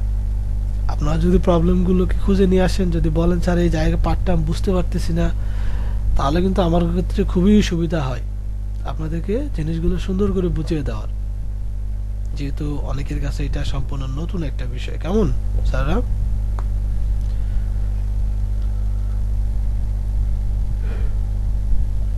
বুঝাইতে পারছি আমি? Okay fine. দেন এটা ছিল লাগেজিয়ান পার্ট। এখানে আসেন তারা লিংক। লিংক বলতে স্যার এখানে যেটা বলবো যে আপনার ওয়েবসাইটে কতগুলো আপনি লিংক অ্যাড করছেন, কতগুলো এক্সটার্নাল কতগুলো ইন্টারনাল লিংক অ্যাড করছেন, কতগুলো ওয়েবসাইট আপনার ওয়েবসাইটে লিংক তাদের ওয়েবসাইটে অ্যাড করে রাখছে, অর্থাৎ টোটাল একটা ব্যাকলিংকের যে ইনফরমেশনগুলো সেখানে এখানে আপনি এ টু জেড পেয়ে যাবেন। আপনার সাইটে যে ব্যাকলিংকগুলো করা হচ্ছে, আপনার সাইটে কতগুলো ব্যাকলিংক করা হচ্ছে, অন্যের সাইটে কতগুলো আপনার ব্যাকলিংক করা হচ্ছে, সব কিছুর একটা রিপোর্ট আপনি এখান থেকে পারফেক্টলি পেয়ে যাবেন, ঠিক আছে স্যাররা? বুঝতে পারছি স্যাররা? জি sir. Okay perfect. And the last one part is হচ্ছে সেটিংয়ে গেলে যেটা অ্যাজ ইউজুয়াল সব ধরনের লগ ইন করা যায়, এই ধরনের টুলসে থাকে। আপনার ইনফরমেশন, আপনার কতগুলো ওয়েবসাইট অ্যান্ড এখানে অ্যাড করা আছে, ওভারঅল সবগুলা ইনফরমেশন পেয়ে যাবেন। রাইট কর্নারে আসেন, এখানে আপনার অ্যাকাউন্টের হিস্ট্রি থাকতেছে, এখানে গুগলের আরও যে প্রোডাক্টগুলো তার একটা রেকর্ড থাকতেছে। এখানে যদি কোনো সিরিয়াস কোনো ইস্যু পেয়ে যায় গুগল, সেক্ষেত্রে আপনাকে নোটিফিকেশন দিয়ে রাখবে। এখানে ইউজার সেটিং আছে, ইউজার সেটিং থেকে আপনি ইমেল প্রিফারেন্স, অ্যালাউ ইমেল, বিভিন্ন ধরনের ফ্যাসিলিটি পাবেন, যেগুলো অ্যাজ ইউজুয়াল আমরা যেরকম পেয়ে থাকি স্যার, ঠিক আছে। জাস্ট আপনাদের পরিচয় করে দেওয়ার জন্য আর কি বলা। সো বলেন, আপনাদের যদি আর কোনো কিছু কোশ্চেন থাকে এইটুকুর মধ্যে আমি হেল্প করবো আপনাদের।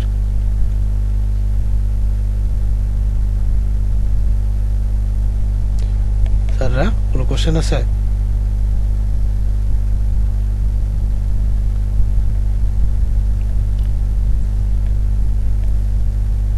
কোনো কোশ্চেন নাই? আপাতত কি কোশ্চেন করবো স্যার, এখন তো নাই। Okay perfect. একটা জিনিস আমি এখনো দেখাই নাই, সেটা তো আমাকে মনে করাই দিবেন, তাই না? অ্যাড প্রপার্টি, আমরা তো এটা অ্যাড করছি, আমরা কি এটা অ্যাড করছি? এটা কিন্তু অ্যাড করি নাই আমরা, তাই না? সো এটা আমাকে অ্যাড করতে হবে। এটা যদি আমি অ্যাড করতে চাই তাহলে আমি ধরেন আরেকটা ডোমেইন নিলাম, এখানে কিন্তু রুট ডোমেইন ব্যবহার করতে হবে, মাইন্ড ইট।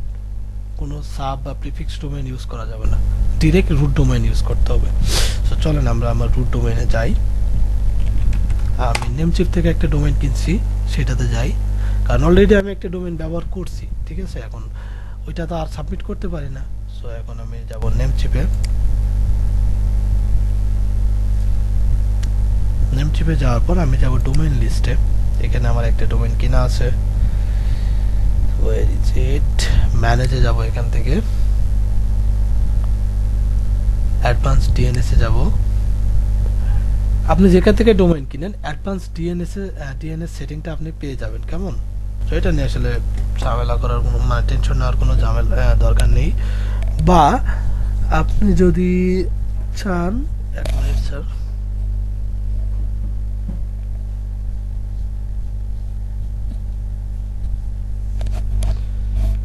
এটা কই গেল রে?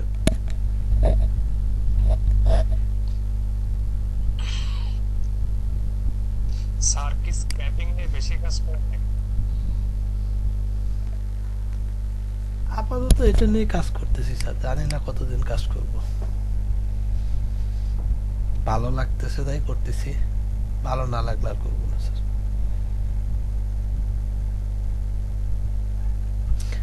আচ্ছা, এখানকার সিস্টেম অনেকটা কঠিন, আমি আপনাদের একটু সহজ করে দিয়ে কাজ করি। এক মিনিট আমাকে একটু সময় দিবেন, আমরা একটু সি প্যানেলে যাব, কেমন স্যার?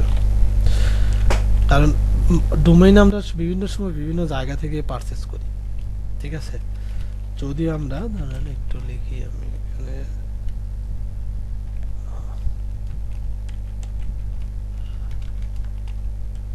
কিন্তু আমাদের ডোমেইনের প্যানেলটা কিন্তু বিভিন্ন রকম আলাদা আলাদা হয়ে থাকে, বাট আমাদের সি প্যানেল যেটা, সেটা কিন্তু সব ধরনের ওয়েবসাইটের ক্ষেত্রেই আপনি যেখান থেকে কিনেন সি প্যানেলটা সেম পাবেন স্যার, ঠিক আছে?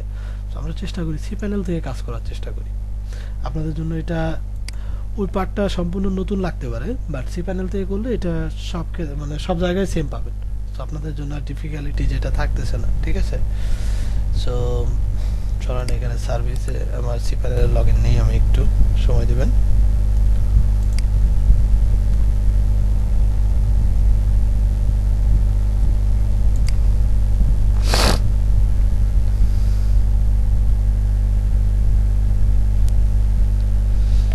ওকে, এখান থেকে আমরা ডোমেইন সেকশনে যাব। এই যে ডোমেইন লেখা আছে দেখেন, ডোমেইন সেকশনে যাব, ঠিক আছে? ডোমেইন সেকশনে যাওয়ার পর দেখেন এখানে জোন এডিটর লেখা আছে, টিএনএস জোন এডিটর, এখানে ক্লিক করব আমরা। একটু টাইম নেবে, এখানে আমাদের দেখেন দুইটা ডোমেইন আছে, ঠিক আছে? দুইটা ডোমেইনের সঙ্গে আমরা এই দুইটা ডোমেইনে একটাকে ম্যানেজে ক্লিক করব, ঠিক আছে? ম্যানেজে ক্লিক করার পর দেখেন অনেকগুলো পার্ট চলে আসছে। ওকে ফাইন, কিপ দিস, এটা এখানে এইভাবে রাখি। আমরা এখান থেকে চলে যাব কিসে, এখানে আসবো মেইন যে ডোমেইন, সেটা আমরা একটু কপি করে নিই। এটা হচ্ছে মেইন ডোমেইন, শুধুমাত্র এটা কিন্তু রুট ডোমেইন স্যার, ঠিক আছে? এখানে কিন্তু কোনো প্রকার প্রিফিক্স নাই। সো এখানে আমি রুট ডোমেইনটাই দিয়ে দিলাম, দিয়ে কন্টিনিউ করি। সো এখানে আমাকে একটা ভেরিফিকেশন প্রসেস দেওয়া হচ্ছে এবং বলা হচ্ছে এটা যাবে কোথায়? অ্যানি ডিএনএস প্রোভাইডারের কাছ থেকে আমি ভেরিফাই করতে পারবো, ঠিক আছে? Sign in to your domain provider, যেমন GoDaddy Namecheap, copy the text record below and the DNS is configure. So copy the text record, go to your cPanel, and এখানে গিয়ে আপনি যেটা করবেন সেটা হচ্ছে এখান থেকে আপনি অ্যাডেড রেকর্ডে ক্লিক করবেন, করে এখানে দিবেন ভ্যালিড জোন নেম, একটা নাম দিয়ে দিবেন। আমি এখানে দিলাম ধরেন গুগল, এখানে দেন প্রিফিক্সে দেখে ভেরিফাই, ঠিক আছে? টাইপ দিয়ে দেন হচ্ছে টেক্সটটাকে এখানে পেস্ট করে দেন, এডিট রেকর্ড। সো হয়ে গেল, এই যে Google verify dot scraping dot com নামে একটা টেক্সট এখানে তৈরি হয়ে গেছে এবং সাকসেসফুলি এটা verify. Now let's go to the root part, and এখানে আমি ক্লিক করি verify. Oh sorry, ownership verification failed. We could not find the verification token in your domain's text record.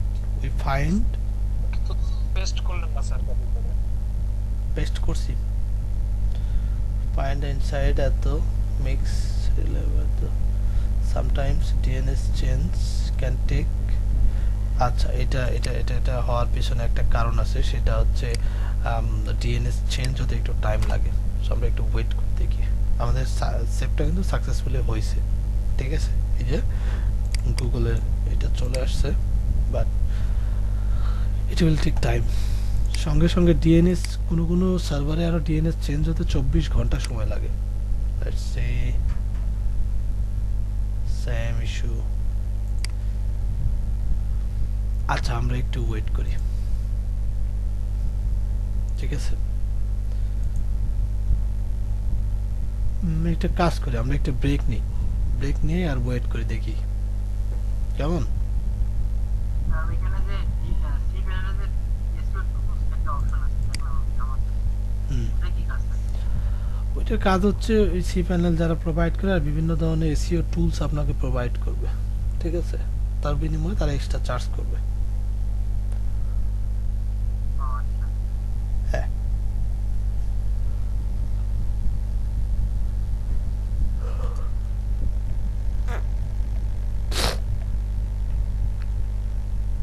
আমরা একটা ব্রেক নেই স্যার, কেমন?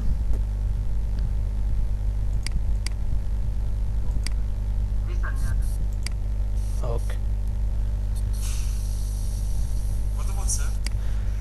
এই না এখন কটা বাজে? 11টা 3 বাজে, তো আমরা ব্যাক 5 ধরেন, ব্যাক করি আমরা 30 মিনিট ব্রেক নেন। ওকে, 35 পঁয়ত্রিশে ব্যাক করি আমরা। আচ্ছা স্যার। ওকে, হ্যালো, হ্যাঁ হ্যাঁ ব্রেক দিলাম, বলো কি অবস্থা?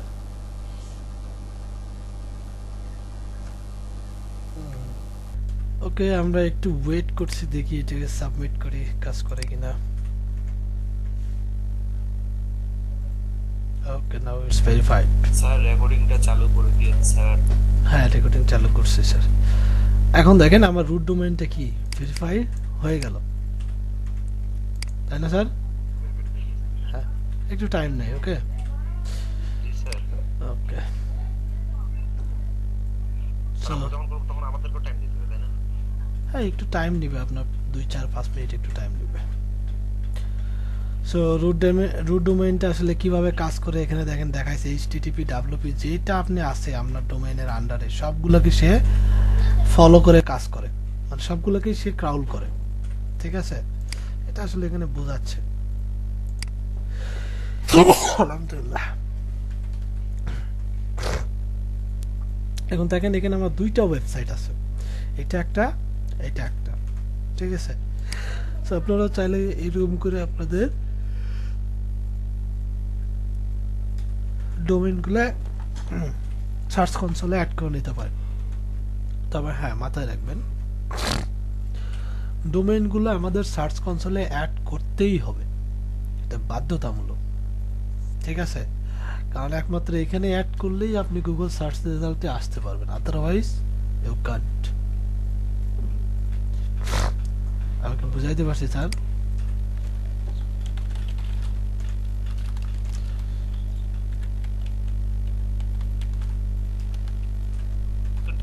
ডোমেনগুলো অ্যাড না করলে তো স্যার গুগল রুট খুঁজে পাবে না, এই জন্যই মনে হয় বাধ্যতামূলক।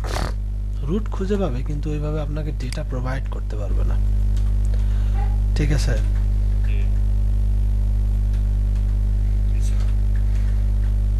স্যার আমার যদি ব্লক থেকে তো ব্লক এরিয়াটাও এখানে এভাবে দিতে হবে। হ্যাঁ, ব্লগও দিতে হবে স্যার। দেখেন আমি আমি স্যার হ্যাঁ স্যার বলেন। এই জায়গাটাতে আমরা যেভাবে প্রসেসটা করলাম, হ্যাঁ হ্যাঁ বলেন। ওই এখানে কি এটা তো আমি মেইন ডোমেইন ইউজ করছি, আমি কি সাব ডোমেইন ইউজ করতে পারবো এই প্রসেসে? শিওর। আজকে ক্লাস সাবডোমেইনটা আপনি যেখান থেকে অ্যাড করবেন, যে প্রসেসটা দেখ this is subdomain, this is root domain, ঠিক আছে? এটা হচ্ছে সাবডোমেইন, আপনি এটা ইউজ করবেন সাবডোমেইন অ্যাড করার জন্য। আর এর আগে আমি যখন আমার ডোমেইন লিখে গুগলে সার্চ করতাম তখন কিন্তু কোনো ইনফরমেশন আসতো না, ঠিক আছে? লাইক আমি যেমন ধরেন এখান থেকে এটা ডিলিট করে দিই, একটা ডিলিট করে দিয়ে আমি দেখাই একটু।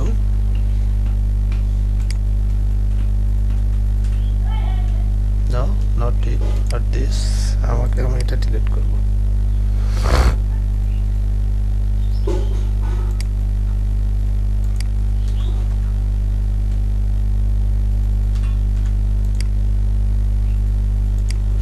আচ্ছা, এটাতে রিলোড করা হয় নাই।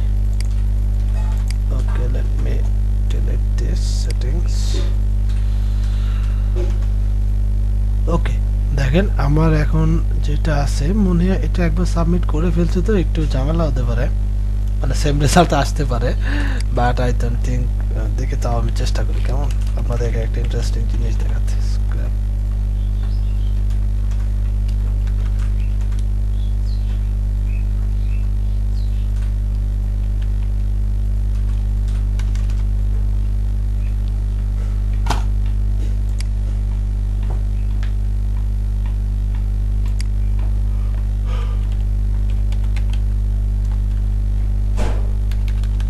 এখন যদি আমি যদি আমার ডোমেইনটা লিখে গুগলে সার্চ করি, শুধুমাত্র এটুকু লিখে,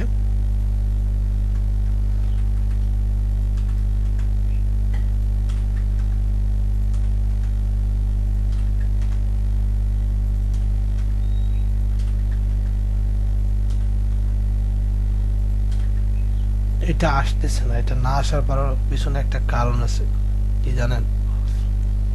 এখনো রেকর্ড আসতেছে না। কেমন স্যার? কারণটা হচ্ছে এই ডোমেইনটা যখন আমি পারচেস করি তখন এই ডোমেইনটাতে একটা বানান ভুল আছিল। ও স্ক্র্যাপিং এটা এই পাশে আসবে, ঠিক আছে? তাড়াতাড়ি করে পারচেস করা হয়েছিল, এই জন্য আসলে এতটা খেয়াল করা হয়নি। সো তখন এটা এই পাশে দেওয়া হচ্ছে, তখন দেখবেন আর অ্যাকুরেট রেজাল্ট আসতেছে না আমার ওয়েবসাইটে, এখানে সার্চ রেজাল্টে আসবে না। বাট লিভ ইট, আমি এই ডোমেইনটাকে কেয়ার করি না, কারণ আমি তো ওটা ভুল করে ফেলছি, জাস্ট ওটা আপনাদের দেখানোর জন্য। না স্যার, এই জিনিসটা দেখে রাখে ভালো হইলো স্যার, আমাদের তো এই ভুল হইতে পারে। হ্যাঁ, হ্যাঁ, আমাদের আমাদের ডোমেইনগুলো বানান যদি ভুল হয়, ভালো। তাহলে প্রবলেম আছে। যদি ওই রিলেটেড সিমিলার কোনো জিনিস থাকে না তাহলে প্রবলেমে পড়ে যাবেন।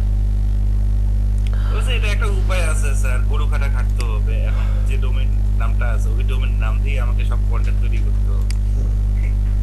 অত ইচ্ছে মানে ভুল স্পেলিং দিয়ে অত পেরেশানি নিয়ে কি হবে স্যার? ওদের পেশেন্ট নেওয়া যাবে না। আর যেটা বলতেছিলাম, দেখেন আমি এই ডোমেইনটাকে স্ক্র্যাপিং 71 লিখে যখন গুগলে সার্চ করলাম তখন এটা রিলেটেড আগে আমার কি আসছে, সোশ্যাল মিডিয়াগুলো আসছে। সোশ্যাল মিডিয়াগুলো আসার একমাত্র কারণ হচ্ছে আমার ডোমেইনের থেকে সোশ্যাল মিডিয়া ডোমেইন যেগুলো আছে এগুলো খুব পাওয়ারফুল, ঠিক আছে? এই জন্য সার্চ রেজাল্টে এরা সবার আগে আসছে। দেখেন contest.com, এটা ওপেন করি, এটা কি, এটাকে আমি সাবমিট করব। cartistate.com কি, এটা বললাম না। ও আচ্ছা আচ্ছা, এটা ডোমেইন চেকার, ঠিক আছে? সো বলতেছে scrapping.com is 2 weeks 7 hours old, অর্থাৎ 2 সপ্তাহ 7 ঘন্টা বয়স। This domain having com extension, this website estimate worth $8.9 and have daily income 0.5। এখনো যদি আমি ইনকাম শুরু করি নাই, তারপরে এরা ওভারঅল আমি যে কন্টেন্টগুলো আমার ওয়েবসাইটে ইনপুট করছে আপনাদের দেখানোর জন্য, তারা কন্টেন্টের উপর জাজমেন্ট করে আমাকে একটা প্রফিট দেখাচ্ছে যে সে ডেইলি এত ডলার করে ইনকাম করে।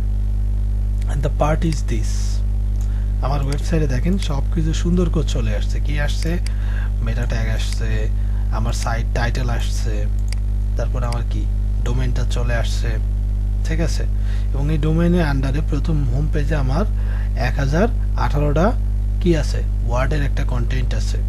আর এখানে বলা যাচ্ছে নাম্বার অফ এক্সাক্ট কিওয়ার্ড। কিওয়ার্ডটা আমি কয়টা ব্যবহার করছি? 2টা কিওয়ার্ড ব্যবহার করছি, ঠিক আছে? একই জিনিস দুইবার, অর্থাৎ মার্কেটিং সলিউশন এই কথাটা আমি দুইবার ব্যবহার, না মার্কেটিং না স্যার, এই যে স্ক্র্যাপিং 71 কিওয়ার্ডটা আমি দুইবার ব্যবহার করছি আমার পুরো ওয়েবসাইটে ল্যান্ডিং পেজের মাঝখানতে, কেমন? আর এখানে যে আমি টাইটেলটা দিছিলাম সেই সাইট টাইটেলটা চলে আসছে। সাইট টাইটেল না, এটাকে বলা হয় আপনার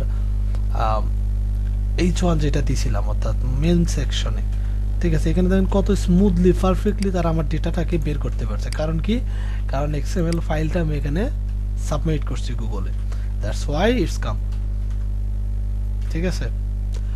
এখন যদি আমি আরেকটু যদি একটা জিনিস দেখতে চাই, চলেন, দেখতে তো সমস্যা নাই, দেখি পোস্টে যাই।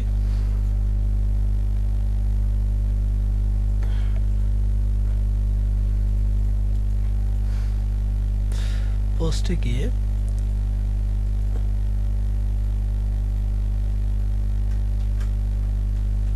ওকে, পোস্টে গিয়ে চলেন আমরা এটাকে একটু পলিসি লিখছি, পলিসি আসলো কই থেকে?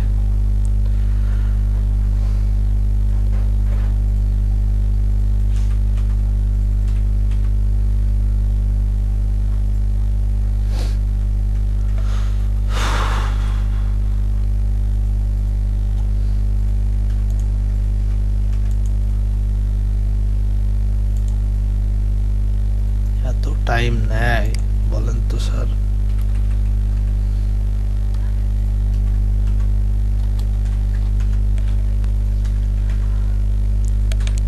সার্ভারটা স্যার ঠিক হয় না স্যার। সার্ভারের সমস্যা না স্যার, আসলে হয়েছে কি আমরা তো মানে এদের তো সব থেকে কম দামের প্যাকেজটা চালাই, তো তো যেরকম বললাম ও, তো বলতেছে স্যার আপনি তো আমাদের সব থেকে মানে কম দামের প্যাকেজটা চালান, এখানে আসলে সিপিইউ ইউজ এগুলোতে অনেক রেস্ট্রিকশন দিয়ে দেওয়া আছে, লিমিটেড করে দেওয়া আছে। আপনাকে প্যাকেজটা প্রফেশনালি ইউজ করতে হলে প্যাকেজটাকে আপডেট করতে হবে। ঠিক আছে, দেখতেছি বিষয়টা। স্যার আমরা যখন প্রফেশনালি করতে যাব তখন এইগুলা প্যাকেজ নিলে তো হবে না আমাদের জন্য স্যার। না স্যার, হবে না স্যার। যখন আমরা আমাদের প্রথমত দেশ থেকে তো নেওয়া তো আমার ঠিক হবে না, বিদেশি যে কোম্পানিগুলো ওদের থেকে নিতে হবে প্লাস দেশের গুলোই হবে, বাট আপনাকে টাকা খরচ করতে হবে বেশি স্যার। তবে স্যার আমি যেটা মনে করি স্যার, যে একবারে একটু বেশি টাকা খরচ করে ফুল প্যাকেজের একটা সার্ভিস নিয়ে নেওয়া। তাহলে আমার কোনো প্রতিবন্ধকতাই থাকবে না। সেটাই তো, কারণ অনেকে আছে বাজেটটা বেশি করে। টাকা দিয়ে খরচ করতে চায় না স্যার, ওই জন্য বললাম আসলে। ও আচ্ছা, এটা অবশ্য ঠিক বলছেন স্যার, এটা প্রমাণিত। ফুল বাজেট বলতে স্যার অনেস্টলি একজন আমি ওয়েব ডেভেলপার হিসেবে যদি আমি বলি, আপনার একটা ওয়েবসাইটের ডোমেইন হোস্টিং, তারপরে আপনার অ্যাডভান্সড কাস্টম টিএনএস প্লাস আপনার যে আদার যে বিষয়গুলো সব ফুল ফ্যাসিলিটি যদি নিতে চান, একটা ওয়েবসাইটের ডোমেইন হোস্টিং এইসব কেনার পারপাসে আপনাকে এভরি মান্থ 12 থেকে 15,000 টাকা করে খরচ করতে হবে একটা মিডিয়াম লেভেলের ওয়েবসাইটের জন্য। যে ওয়েবসাইটে আপনার ধরেন রেগুলার এভরি মান্থ 30 থেকে 40,000 50,000 পর্যন্ত ট্রাফিকের লোড নিতে পারবে এভরি মান্থ। এই ধরনের ওয়েবসাইটের পিছনে আপনাকে এত টাকা করে খরচ করতে হবে। যখন এটা ওভার করে বেশি হয়ে যাবে যখন আরো, তখন দেখবেন আপনার আরো বেশি খরচ করতে হবে। ঠিক আছে, আমি জানি এটা আপনার হার্ড করতেছে, বাট প্রথমে কিছু করার নেই স্যার, এটাই সত্য। এখন স্যার প্রথমে যদি আমরা একটা প্রথমে যদি একটা নরমাল একটা নিই তো ওটাকে পরে বাড়ানো যাবে না? শুরু করলাম ছোট থেকে, বাট ওটা ছোট বলে আসলে অনেস্টলি বলতে গেলে স্যার ছোট বলে আসলে কোনো জিনিস নাই। ঠিক আছে, বিশ্বাস করেন আমাকে।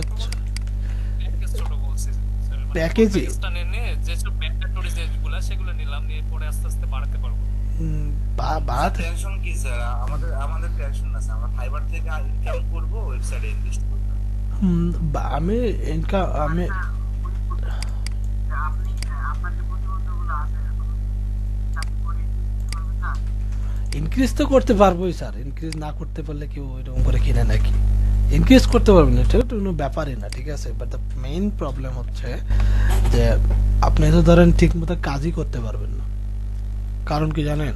কারণ গুগলের স্পিড টেস্টেই যদি আপনি পাস না হতে পারেন, ঠিক আছে, আবার দেখা যাচ্ছে যে ট্রাফিক বাউন্স করতেছে, আপনার ওয়েবসাইটের এখন যে স্বাভাবিক ক্ষমতা সেটা হচ্ছে একসঙ্গে মানে ওয়েবসাইট যখন আপনি এদের আসলে এগুলো বিজনেস পলিসি খুব খারাপ, বুঝছেন? তারা আপনাকে বলবে যে আপনি মান্থলি 50,000 ট্রাফিক নিতে পারবেন এই 1,000 টাকার যদি প্যাকেজ কিনেন আপনি, কিন্তু সত্যি কথা বলতে আপনি মাসে 50,000 ট্রাফিকই নিতে পারবেন, কোনো সমস্যা হবে না। কিন্তু একসঙ্গে 200-300 জনের ট্রাফিক যদি আপনার ওয়েবসাইটে স্টে করে, তাহলে বাকিরা আর ঢুকতে পারবে না। আমাকে বিষয়টা বুঝাতে পারছি? হ্যাঁ স্যার, সো আমার ওয়েবসাইট, তখন লোড নেবে না। হ্যাঁ সার্ভার লোড নেবে না। আমরা যখন ধরেন একটা ওয়েবসাইটকে মানে ওয়েবসাইটের সফটওয়্যারগুলো যখন আমরা কনফিগার করি তখন কিন্তু সফটওয়্যারটা আমরা মানুষের জন্য তৈরি করি, ঠিক আছে, ইউজারদের জন্য। তো তখন ওখানে আমাদেরকে এটা প্রতিটা প্রোগ্রামিং এর আছে, ট্রাফিক ব্যালেন্স করতে হয়। ঠিক আছে, আমরা সিস্টেমের কোন ধরনের সিস্টেমে এই প্রোগ্রামটা ব্যবহার করা হবে আমরা যখন লিখি তখন ক্যালকুলেট করি যে এখানে এতগুলো প্রোগ্রাম রান হবে, মানে এই ফ্যাসিলিটিতে যদি কেউ ঢোকে তাহলে এতগুলো প্রোগ্রাম রান হবে, আর এতগুলো প্রোগ্রাম রান হলে এতটুকু জায়গা নেবে। কম্পিউটারে স্পেস আছে এতটুকু, যে কনফিগারেশন কম্পিউটার আমরা টার্গেট করি ইউজারের উপর ডিপেন্ড করে, কম্পিউটারের স্পেস আছে এতটুকু। তো এতটুকু স্পেসের মধ্যে যদি আমরা এটা রান করতে যাই তাহলে একটা হিসাব করে দেখি যে 10 জন 20 জনের বেশি একবারে এই সফটওয়্যারে রান মানে অ্যাক্সেস করতে পারবে না। 10 জনের বেশি অ্যাক্সেস করলে কি হয়ে যাবে, তখন হ্যাং হয়ে যাবে কম্পিউটার, পুরো সিস্টেম ডাউন হয়ে যাবে। এই যে সার্ভার ডাউন হয়ে যাওয়া, সিস্টেম ডাউন হয়ে যাওয়া, এইটা থেকে বাঁচানোর জন্য আমরা তখন ওখানে লিমিটেড করে দিই যে 10 জন ঢুকছে ওয়েবসাইটে, এই 10 জনের একজন না বেরোন পর্যন্ত অন্য আরেকজন ঢুকতে পারবে না, সে লোডিং এ থাকবে। ঠিক আছে, আমাকে বুঝাইতে পারছি স্যার?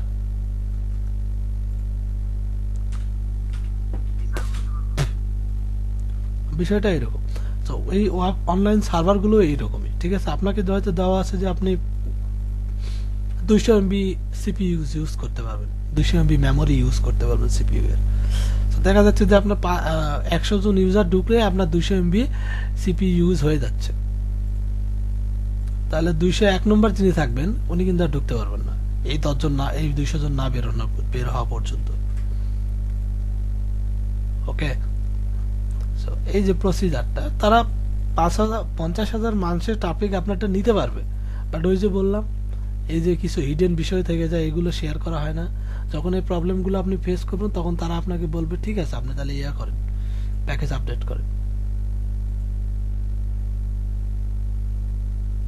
তখন আপনাকে বাধ্য হয়ে প্যাকেজ আপডেট করতে হবে। তো এই জন্য বলি ডোমেইন হোস্টিং যেখান থেকে কিনেন একটা ভালো প্রতিষ্ঠান থেকে কিনবেন, কেমন?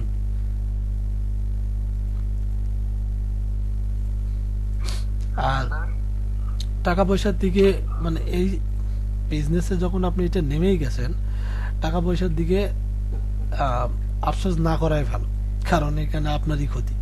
ঠিক আছে, মরতে যদি হয় একবারই মরে। আগে স্যার ফাইবার থেকে আগে মোটা অঙ্কের কিছু কামাইতে হবে স্যার। সেটা আপনি কামান, এখন যেটা আপনাকে করতে হবে এখন তো আমি সেটা বলতেছি না স্যার, নেক্সট যখন আপনি করবেন তখন এই ভুলগুলো যাতে না করেন আমি সেই জন্য বলতেছিলাম। ঠিক আছে, সো বিজনেসে যদি এটাই করেন তাহলে সেটা করার মতো করবেন স্যার। ঠিক আছে, ধোকায় পড়বেন না। অনেকে বলবে 50 জিবি এত জিবি, আরে তোমার সার্ভারে আমার 50 জিবি জায়গা নিয়ে লাভ আছে? গুগলই তো আমাকে দেয় 20 জিবি ড্রাইভার স্টোর দেয় ফ্রিতে, তাই দেয় না? আপনি যদি ওই যে মেগা নামে ফাইল হোস্টিং করার একটা সাইট আছে, মেগা নাম শুনছেন কিনা জান না, সো ওই ইউজ করি। হ্যাঁ, মেগাতে আপনাকে ফ্রিতে তারা দেয় হচ্ছে 45 জিবি স্টোর দেয় ফ্রি ইউজ করার জন্য। তো তুমি যারা ধরেন এরকম হোস্টিং এর বিজনেস করে তারাই বলে এত জিবি ফাইল, এত জিবি এত টাকা, দেখা 10 জিবি 1000 টাকা। ঠিক আছে, সাথে একটা ডোমেন ফ্রি। আরে বাবা 10 জিবি জায়গা নিয়ে আপনি কি করবেন যদি আপনি সেটাকে প্রপারলি ইউজই করতে না পারেন? ঠিক আছে, দেওয়া আছে ধরেন আপনার মানে 10 একরের উপরে একটা বিশাল গোডাউন করে দেওয়া আছে, কিন্তু দরজা করে দিছে 1 হাত চওড়া, তাহলে সেই গোডাউনের কোনো লাভ আছে, কাজ আছে স্যার? আমার কাছে ওইরকম স্যার 10 জিবি 1000 টাকা একটা ডোমেইন পেয়েছি। ওই তো বললাম, আই ক্যাচিং অফার অনেক থাকে।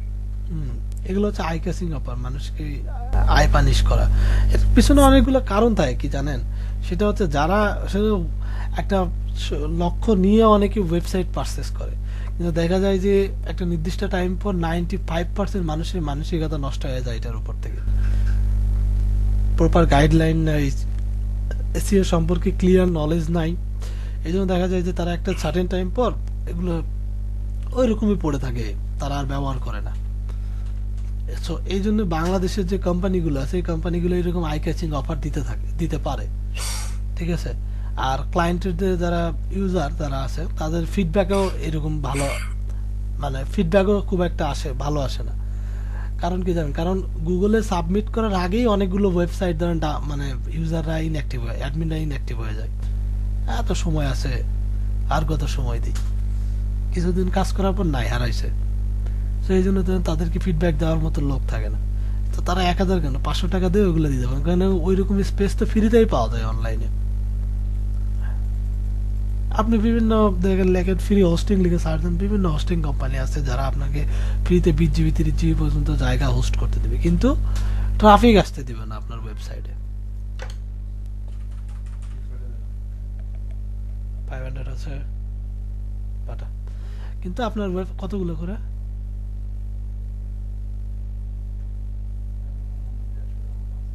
আচ্ছা থাক। সো দেখেন আপনার ওয়েবসাইট এত কষ্ট করে আপনি তৈরি করলেন, এত কিছু করলেন, ঠিক আছে, নর্মালি ধরেন আপনার 5-6 হাজার টাকার জন্য সাইটটা গুগলে র্যাঙ্কও হলো, কিন্তু ট্রাফিক আসতে পারতেছে না। বিষয়টা কেমন হয়ে গেল না?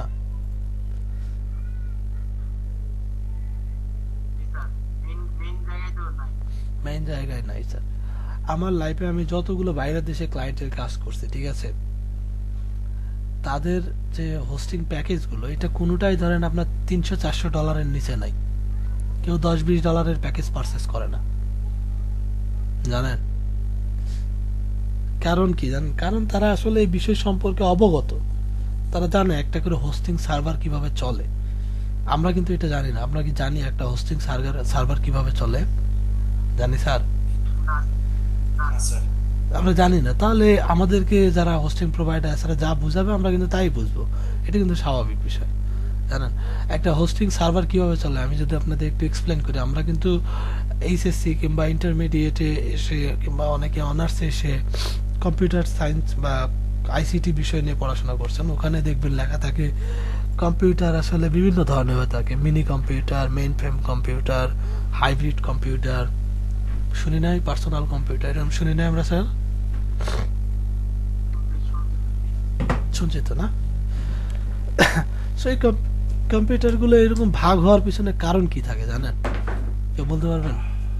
মানে কেন কম্পিউটারকে এরকম ভাগে বিভিন্ন শ্রেণীবিন্যাস করা যায়, কিভাবে করা যায়, কোন পার্থক্যের কারণে? কাজের গতি সব কম্পিউটারেরই সেম স্যার। স্যার অপারেটিং সিস্টেমের ক্যাপাসিটি অনুযায়ী না স্যার, আমাদের ওখানে ধরেন মেইন যে বিষয় থাকে সেটা হচ্ছে আপনার ইউজাররা ইউজ করতে পারবে, একসঙ্গে কতজন ইউজার ইউজ করতে পারবে এই ধরনের কম্পিউটার, ঠিক আছে। যেমন ধর মিনি কম্পিউটারে একসঙ্গে দেখা যায় যে 20 জন 30 জন পর্যন্ত ইউজাররা ইউজ করতে পারে, এবং এই 20 জন 30 জন ইউজাররা যদি ইউজ করতে যায় তাহলে মিনি কম্পিউটারগুলোকে কিভাবে কনফিগার করতে হবে সেইভাবে তারা কনফিগার করে। সো হোস্টিংগুলো আসলে এইরকম, ঠিক আছে। এই হোস্টিংগুলো এরকম একটা করে main frame mini computer set করা হয়, এবং এই মিনি কম্পিউটারগুলোতে দেখা যায় যে 20 জন 30 জন করে একটা করে স্লট থাকে। এই স্লটে 20 জন 30 জন ইউজার অ্যাক্সেস করতে আপনি কি পারে। ল্যানের কথা বলতেছেন? না ল্যাব না স্যার, বিভিন্ন লোকাল এরিয়া নেটওয়ার্ক। না এগুলোকে আসলে বলে হচ্ছে বিভিন্ন অফিসে কাজ করে না, অফিসে দেখবেন অফিসের সার্ভারগুলো সব একটা কম্পিউটারের সাথে কানেক্টেড, ঠিক আছে, বিভিন্ন অফিসের গুলো তো sir LAN sir. LAN. Local area network করে ওরা একটা একটা একটা এর মধ্যে অপারেটিং সিস্টেমে ধরুন যে 15-20 জন কাজ করে। আমি আসলে এটা বোঝাইতে আমি তার সাথে এটা এক্সাম্পল দিলাম যে একটা কম্পিউটারে এতজন মানুষ কাজ করা যায়। তো সার্ভারগুলো কিভাবে কাজ করে, সার্ভারগুলো সেম প্রসিজার ফলো করে, ঠিক আছে। ওদেরও এরকম একটা কম্পিউটার সেট করা থাকে।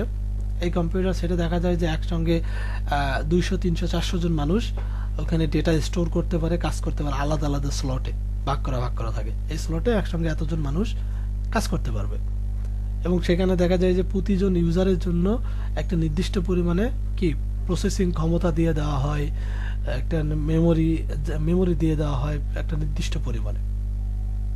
একটা কম্পিউটারের দুইটা মেইন জিনিস কি, একটা হচ্ছে কি প্রসেসর আর একটা হচ্ছে র্যাম। এই দুইটা মেইন জিনিস না স্যার? আমি একটু শেষ করে নিই। এই দুইটা কি মেইন জিনিস না sir? So Intel corporation, suppose ধরেন ইন্টেল কর্পোরেশন একটা প্রসেসর তৈরি করলো, সেই প্রসেসরের এতটাই ক্ষমতা যে একসঙ্গে 200 জন মানুষ কাজ করতে পারবে। এখন এই প্রসেসরের ক্ষমতা যদি আমরা বাড়াইতে চাই তাহলে কি করতে হবে? হয় প্রসেসরের 300 জন মানুষের ক্ষমতা, মানে কাজ করতে 300 জন মানুষ একসঙ্গে কাজ করতে পারবে এই ক্ষমতা প্রসেসরকে দিতে হবে, অথবা 200 জন মানুষ কাজ করতে পারবে এরকম আরো আরেকটা সেট তৈরি করতে হবে, কম্পিউটারের সেট তৈরি করতে হবে। তাহলেই না প্রসেসর মানে কাজের প্রসেসরের ক্ষমতা বাড়বে, তাই না? প্রসেসরের ক্ষমতা বাড়াইতে হলে হয় প্রসেসরকে আপডেট করতে হবে, অথবা 2টা কম্পিউটার লাগবে, যে 2টা কম্পিউটারে এরকম 2টা প্রসেসর থাকবে। তাহলে দুইটাই কি এক্সপেন্সিভ হয়ে গেল না বিষয়টা? একটা প্রসেসরে যা চলতেছে, জেনারেশন চলতেছে, এটা থেকে আপডেট করতে হলে প্রচুর গবেষণার প্রয়োজন, প্রচুর শ্রমশক্তির প্রয়োজন, তাই না? একটা প্রচুর পরিমাণে ইনভেস্টের ব্যাপার চলে আসে। তখন মানুষ এটাকে স্কিপ করলো, করে কি করলো, এরকম সেম আরেকটা কম্পিউটার সেট আপ করলো। তাহলে দেখা যায় যে একটা প্রসেসরের দাম হচ্ছে 5,000 টাকা, একটা পুরো কম্পিউটার সেট প্রসেস করতে গেল আরো ধরেন 45,000 টাকা। তাহলে কি খরচ বেশি পড়ে গেল না? ওকে ফাইন, আমি খরচ কিন্তু ডাবল পড়ে গেল। আচ্ছা, এখন যদি হোস্টিং কোম্পানিগুলো এরকম, হ্যাঁ হোস্টিং কোম্পানিগুলো এরকম করে যে তারা ধরেন হয় এরকম, তারা তো কখনো গবেষণা করে আরো প্রসেসরের ক্ষমতা বাড়াবে না, তো তারা কি করবে, 2টা কম্পিউটার সেট আপ করবে। এখন কথা হচ্ছে আপনার একটা কম্পিউটারে আপনি চাইলে আরো 5টা হার্ড ডিস্ক লাগাইতে পারেন না? এক একটা হার্ড ডিস্ক ধরেন 2 টিবি করে, 2 টিবি করে আরো 5টা হার্ড ডিস্ক লাগাইলেন, তাহলে কত? স্যার। তাহলে কত হলো স্যার? 2 টিবি করে 5টা হার্ড ডিস্ক লাগালে 10 টিবি জায়গা হলো আপনার হার্ড ডিস্ক কম্পিউটারে, তাই হলো না? 10 কিন্তু প্রসেসর কিন্তু একটাই, র্যাম কিন্তু একটাই, র্যাম কিন্তু আর বাড়াইলাম না। সো এখন বিষয়টা এইরকমই হয়ে যাচ্ছে হোস্টিং এর কাছে, যে তাদের প্রসেসর ওইটুকুই আছে, প্রসেসিং ক্ষমতা ওইটুকু আছে, র্যামও ওইটুকু আছে, শুধু হার্ড ডিস্ক একটু আরেকটা লাগাই দিল আপনাকে, সমস্যা কি? আরেকটা হার্ড ডিস্কের দাম কত স্যার? তো এখন যদি, হ্যাঁ এখন যদি ওই কোম্পানি যদি আপনাকে 10 জিবি জায়গা দেয়, দিয়ে বলে যে 900 টাকায় 10 জিবি জায়গা দিচ্ছে, নিয়ে যাও কাজ করো, আপনি কি খুশি হয়ে নিয়ে যাবেন না? কারণ যে জায়গায় ধরেন নেম চিপ আপনাকে ওই বাজেটের মধ্যে 1 জিবি জায়গাও আপনি নেম চিপ থেকে পাবেন না, সেই বাজেটের মধ্যে একটা দেশীয় কোম্পানি কিভাবে আপনার ধরেন 10 জিবি জায়গা দেয় আপনাকে? একটু ভাবার বিষয় আছে স্যার, ভাবার বিষয় আছে না? কিন্তু যখন আপনি কাজ, এটা আপনি কেনার পরেও এই প্রবলেমটা ফেস করবেন না, সাইট যখন তৈরি করবেন তখন এই প্রবলেমটা ফেস করবেন না। প্রবলেমটা ফেস করবেন যখন আপনার সাইট র্যাঙ্ক হয়ে যাবে, যখন ট্রাফিক আসা শুরু করবে, তখন আপনি প্রবলেমটা ফেস করতে শুরু করবেন। আর ওই সময় গিয়ে আর করার কিচ্ছু নাই, আপনি বাধ্য হয়ে সিস্টেম আপডেট করতেই হবে আপনাকে।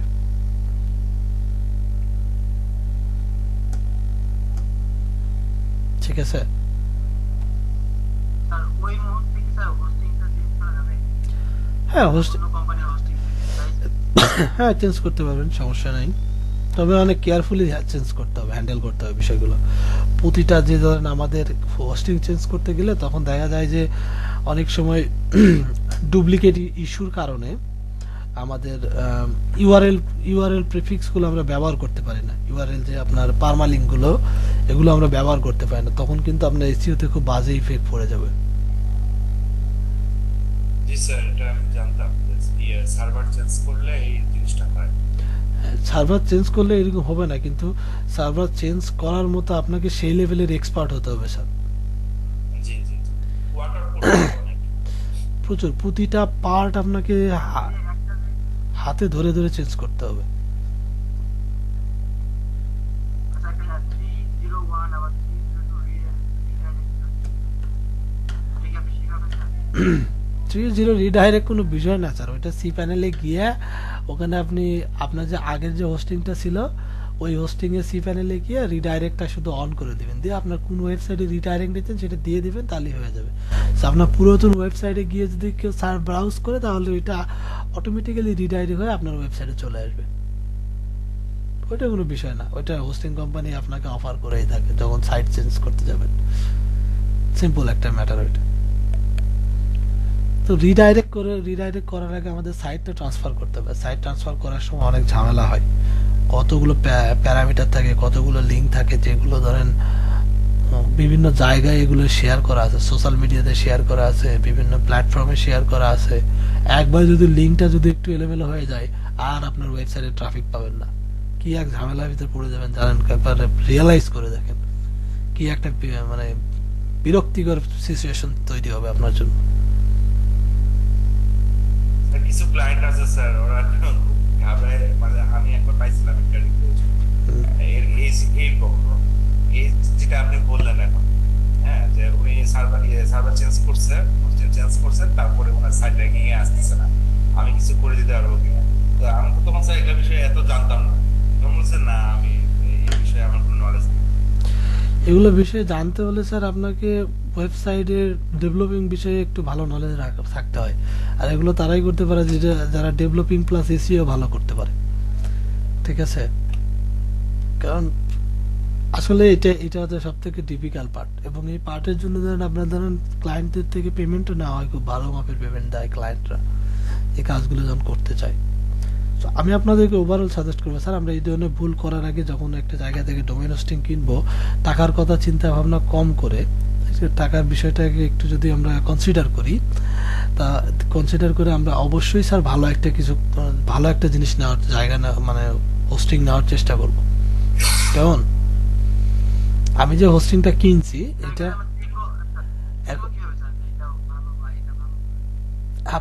আপনি দেশীয় প্রতিষ্ঠান থেকে শুরু, আপনার যদি এটা কনফিউশন থাকে তাহলে দেশীয় প্রতিষ্ঠান থেকে আপনি শুরু দিয়ে কিনেন না স্যার, আপনি ব্লু হোস্ট, গোডাডি, নেমচিপ আছে এগুলো থেকে কিনেন।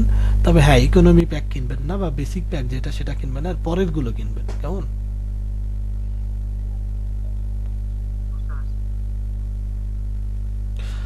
ওকে, সো আর যে বিষয়টা আমি বলবো সেটা হচ্ছে আর একটা বিষয় কি যেন বলতে চাইলাম স্যার, বলতে বলতে ভুলে গেছি।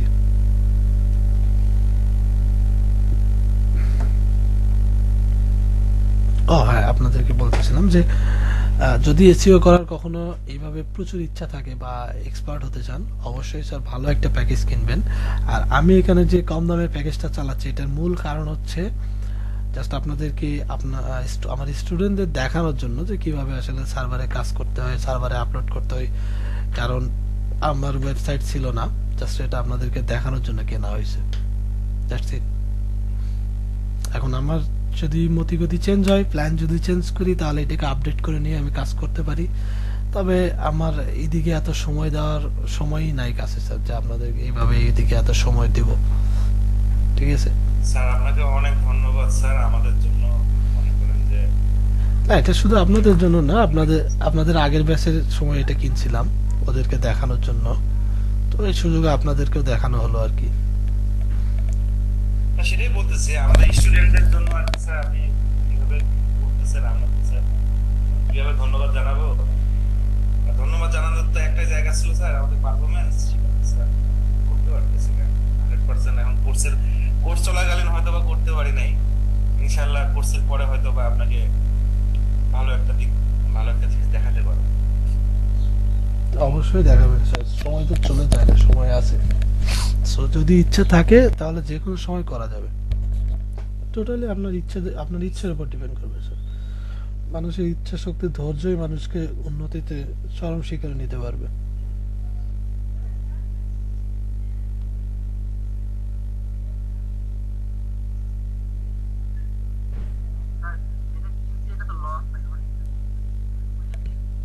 এটা শুধু প্র্যাকটিসের জন্য স্যার, আপনি প্রফেশনালি এটাকে ইউজ করতে পারবেন না।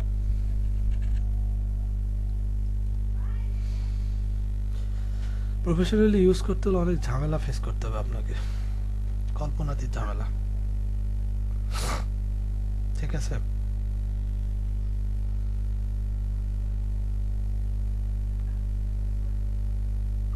সি প্যানেলে কোন কোন বিষয়গুলো জানা সি প্যানেলে যদি আমি বলি তাহলে স্যার, সি প্যানেলে কিছু বিষয় আছে, এগুলো তো আসলে জানা একটু ডিফিকাল্ট। আপনি কত এমবি মেমোরি ইউজ করতে পারবেন, আপনার সিপি ইউজ কত হবে, দেন আপনার যে স্টোরেজটা দিচ্ছে এটা এসএসডি নাকি এইচডিডি, তারপর আপনি আসেন আপনার ব্যান্ডউইথ কত পাচ্ছেন, আপনার ডোমেন স্লট কয়টা পাচ্ছেন, এসএসএল কোন ভার্সনে এসএসএল দিচ্ছে তারা, এরকম অনেকগুলো বিষয় থাকে স্যার। ঠিক আছে, এগুলো নিয়ে যখন স্টাডি করবেন তখন প্রচুর দেখতে পারবেন। একটু স্টাডি করবেন কেনার আগে, কেমন?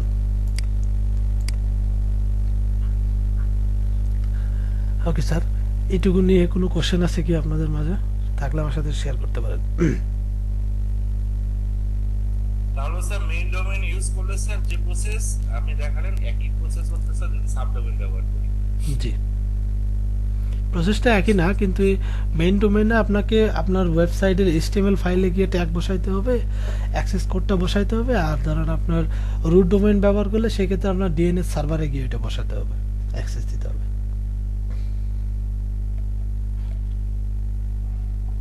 জি স্যার, বুঝতে পেরেছি। ওকে ওকে। Thank you, sir. আর একটা বিষয় আছে, সেটা হচ্ছে তাহলে কালকে আমরা কি শিখবো স্যার বলেন তো?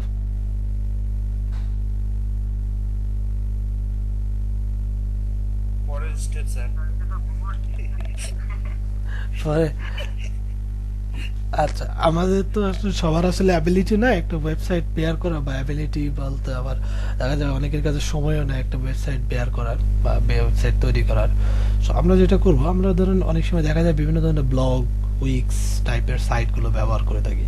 সো এগুলো কিভাবে গুগলে সাবমিট করতে হয়, কিভাবে এদেরকে ভেরিফাই করতে হয়, আমরা নেক্সট ক্লাসে এটা দেখি।